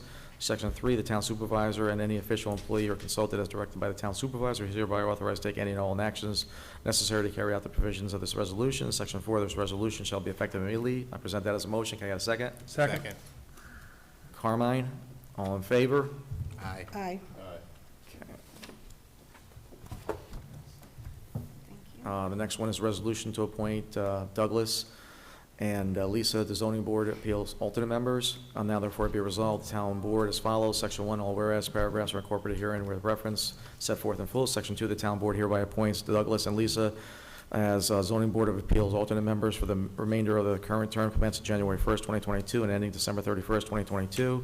Section 3, the town clerk shall notify Douglas and Lisa of such appointment and direct that they each take the oath of office within 30 days of this resolution. I present this as a motion. Can I get a second? Second. Carmine, all in favor? Aye. Aye. All right.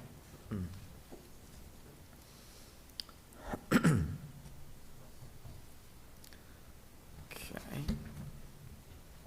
Next one up is resolution to appoint Frederick Cantor and Vijay Gopal as planning board alternate members. Now therefore be resolved by the town board as follows. Section 1, all whereas paragraphs are incorporated herein by reference as though set forth in full. Section 2, the town board hereby appoints Frederick Cantor and Vijay Gopal as zoning board. I'm sorry, what is it? Planning board. No, the Planning board alternate members. Planning board alternate members, To the term ending April 30th, April 30th, 2022. effective March 17th. This is the new one here, right? Yes. This one right here? Okay. All right, now therefore resolve the town board as follows. All whereas paragraphs are incorporated herein and by reference so set forth in full. The town board hereby effectively appoints Frederick Cantor and Vijay Gopal as planning board alternate members to a term expiring April 30th, 2022, effective March 17th, 2022. The town clerk shall notify Frederick Cantor and Vijay Gopal of such appointment and direct that they each take the oath of office within 30 days of this resolution. I present that as a motion. Can I have a second? Second. All in favor? Aye. Okay. All right, number 5. Resolution adopting local law number 1, grandfather clause, historical preservation law. Now therefore be resolved as follows. The town board hereby adopts the above local law, which said the local law shall be effective upon publication, posting, and filing in the secretary, in the office of the Secretary of State in Albany. I present that as a motion. Can I get a second? Second. Foreman, all in favor? Aye. Nay. So Louise is a no?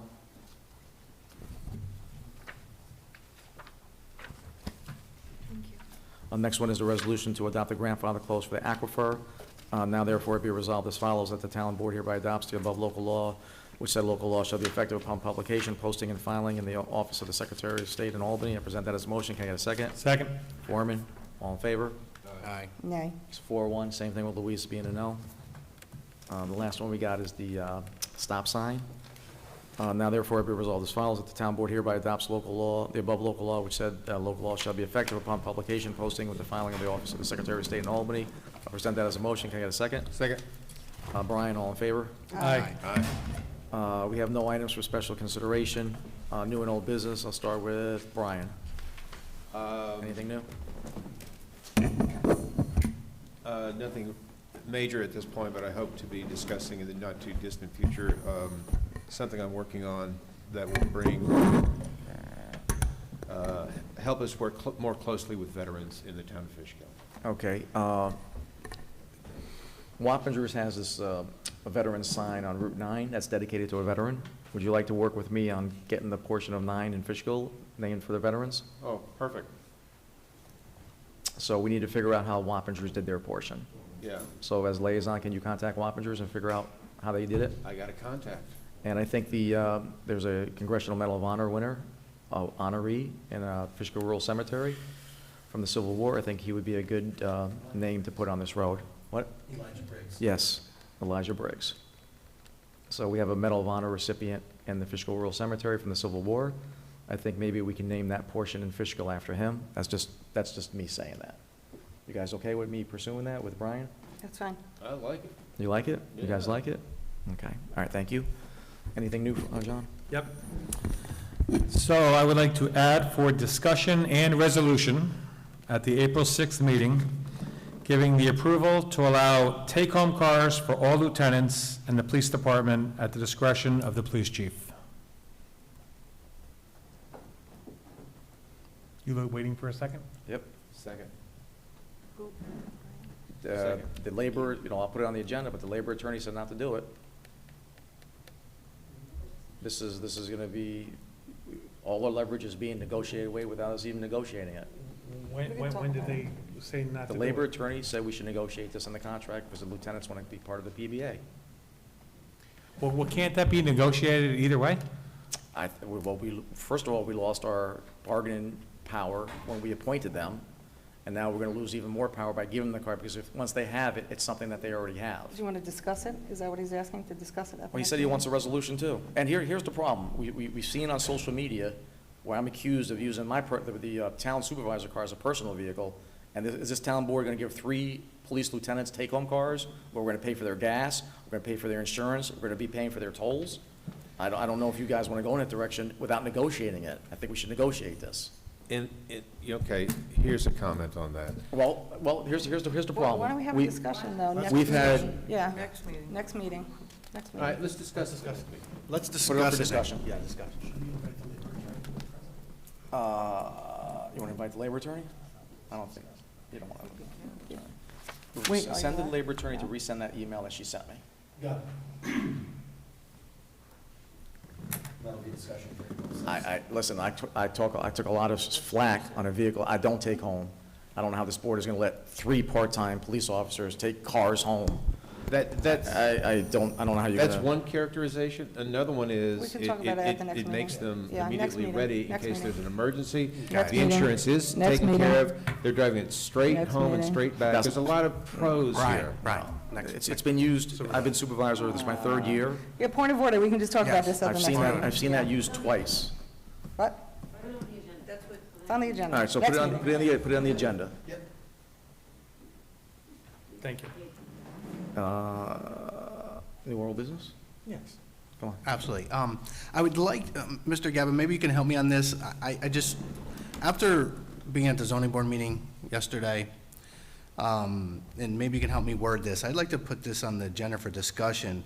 I would like to proceed with maybe a procedure, or, I know local law costs money, that if you have a violation, that you should not be considered for another project on your property.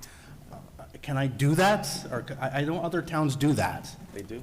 Well, variances are allowed to be applied for under the town law, not under the town code. People have a right to appeal from building inspector determination to the zoning board. Now, the zoning board can impose reasonable conditions, one of which might be cleaning up whatever outstanding violation there is. But to say you can't apply to the zoning board, I don't know that that can be done. So can we do some type of procedure, like stating what you just said? Well, you can make a recommendation to the zoning board that it adopt a policy, but the town board wouldn't adopt a policy for the zoning board. We can't do that. So we can make a recommendation. Yeah, then you could adopt a resolution saying that you feel that it's appropriate that in the event that a variance is granted, a standing condition be that any and all outstanding violations be corrected. What do So you what do guys you wanna think? do? I really would like to do that. Yeah, No, I think if I you think got- it's a if good you got idea. violations, I can't you get believe it. it wasn't already a question. That's the first thing you say, like, do you have anything outstanding? Seems like common sense to me, so, Like a yes. resolution for the 6th meeting, I could certainly prepare it for the board to consider. Does it have to be a local law or just a town board resolution? It would just be a town board resolution, you wouldn't put it in your code. Okay, that's even easier. Okay, we'll get that on there. Less. Discussion resolution, he said. Second. It shouldn't be a hard one to do. Any of that? I got one other thing. Sure. If we can discuss maybe at the next meeting, or maybe you and I, Mr. Supervisor, could talk about this with Mr. Gaba, is the police commissioner fixing that law, which we have in place, and actually doing civilian oversight with us as the board members being the civilian oversight. Okay, we can put both those on the agenda. So Yeah, that's what we have- agreed to. We have Mr. Yeah, we we just have- were waiting for Mr. Gaba to actually Okay. do it, We I have think. it. Mr. Gaba got it to me yesterday, the day before. He got it to me this week. Recently. It was too late to put it on the agenda, so we'll put that on the agenda. We'll set the public hearing for both, and I think there was another, what was the third one? We have to talk about it first, right? The zoning No, determination. the other one was the law to give people 60 days notice for Yeah, that was any, it. yeah. That's what deter- he's yeah, talking that's what to. he's So talking we'll get about, all three of those on determination, there. So repeal the commissioner, add the civilian commission, and the 60-day notice. So we'll have 3 of those ready. And just one more thing, is that making sure our planning board and zoning board members are actually properly taking the classes. And I don't know how we do that or how we proceed with that. Whose job is that? I don't know. The chairperson usually does it. Here's the problem, Carmine. Before me and Louise got on this board, all these dates were messed up. We straightened everything out. We appointed people the right way. It was just a total mess. And the training, basically what they said was they stay on the planning board unless they don't do their training. That's why they can stay there indefinitely. So we changed all that. So we made sure people were on the agenda, were properly appointed, and the proper terms of service, the dates of service. And that did not exist before. That's good, and let's take it a further step, let's make sure they're properly trained. Well, I know that Mr. Cantor actually encourages all his Yes. planning board members. He's even sent it to me, or I think to all of us if we wanted Mm-hmm. it. They're online courses since COVID. Yep. So I'm sure Mr. Van Tine probably did that previously, so maybe Debbie can look into what needs to be done for the zoning board. Yep. No problem. That's good. All right. Me? Louise? I would like to invite the public to send in applications for another planning board alternate. I don't know if anybody realized it, but in the consent agenda, one of our full-time members on the planning board, Suzanne, has decided that she does not want to renew her term, so we want to thank her for her dedicated service. And so I'm looking for another alternate, and then we can determine after that who and when we're going to fill the full-time seat with. So you can file the applications online. If you don't know how to find it, you can call Greg and he can do it, or he can guide you in the right direction. And for another new item, I'd like to discuss at the next meeting that the town board vote to make a complaint with the New York State Bar Association against Mr. Ken Stenger, and also look into a complaint with the Commission on Public Integrity in Albany, whether his actions were unethical as a lawyer. Attorney misconduct includes conflict of interest, false and misleading statements, knowingly accepting worthless lawsuits, and failing to disclose all relevant facts. We need to protect our town and our taxpayers' money from lawsuits like the one Mr. Stenger represented Mr. McAvery for, costing the taxpayers money to defend the case to the point it was recently discontinued, particularly when Mr. Stenger was an attorney that drafted the allegations in the prior litigation that led to the Supervisor Albra being reimbursed. But then Mr. Stenger brought an action on behalf of Mr. McAvery seeking to challenge the very same reimbursement from Mr. Stenger's legal filings. We can discuss it further at the next meeting, but I'd like to put it on for a discussion and a resolution. For discussion. No resolution, just discussion. Okay. Anything else? You need a second? Second? Ozzy. Welcome. All right. When's the next board meeting, Greg? April 6th. April 6th. So the next town board meeting is April 6th. There is no executive session, so I'll make a motion to go into adjournment. Can I get a second? Second. Second, Brian. All in favor? Aye. Good night, everyone. Nothing.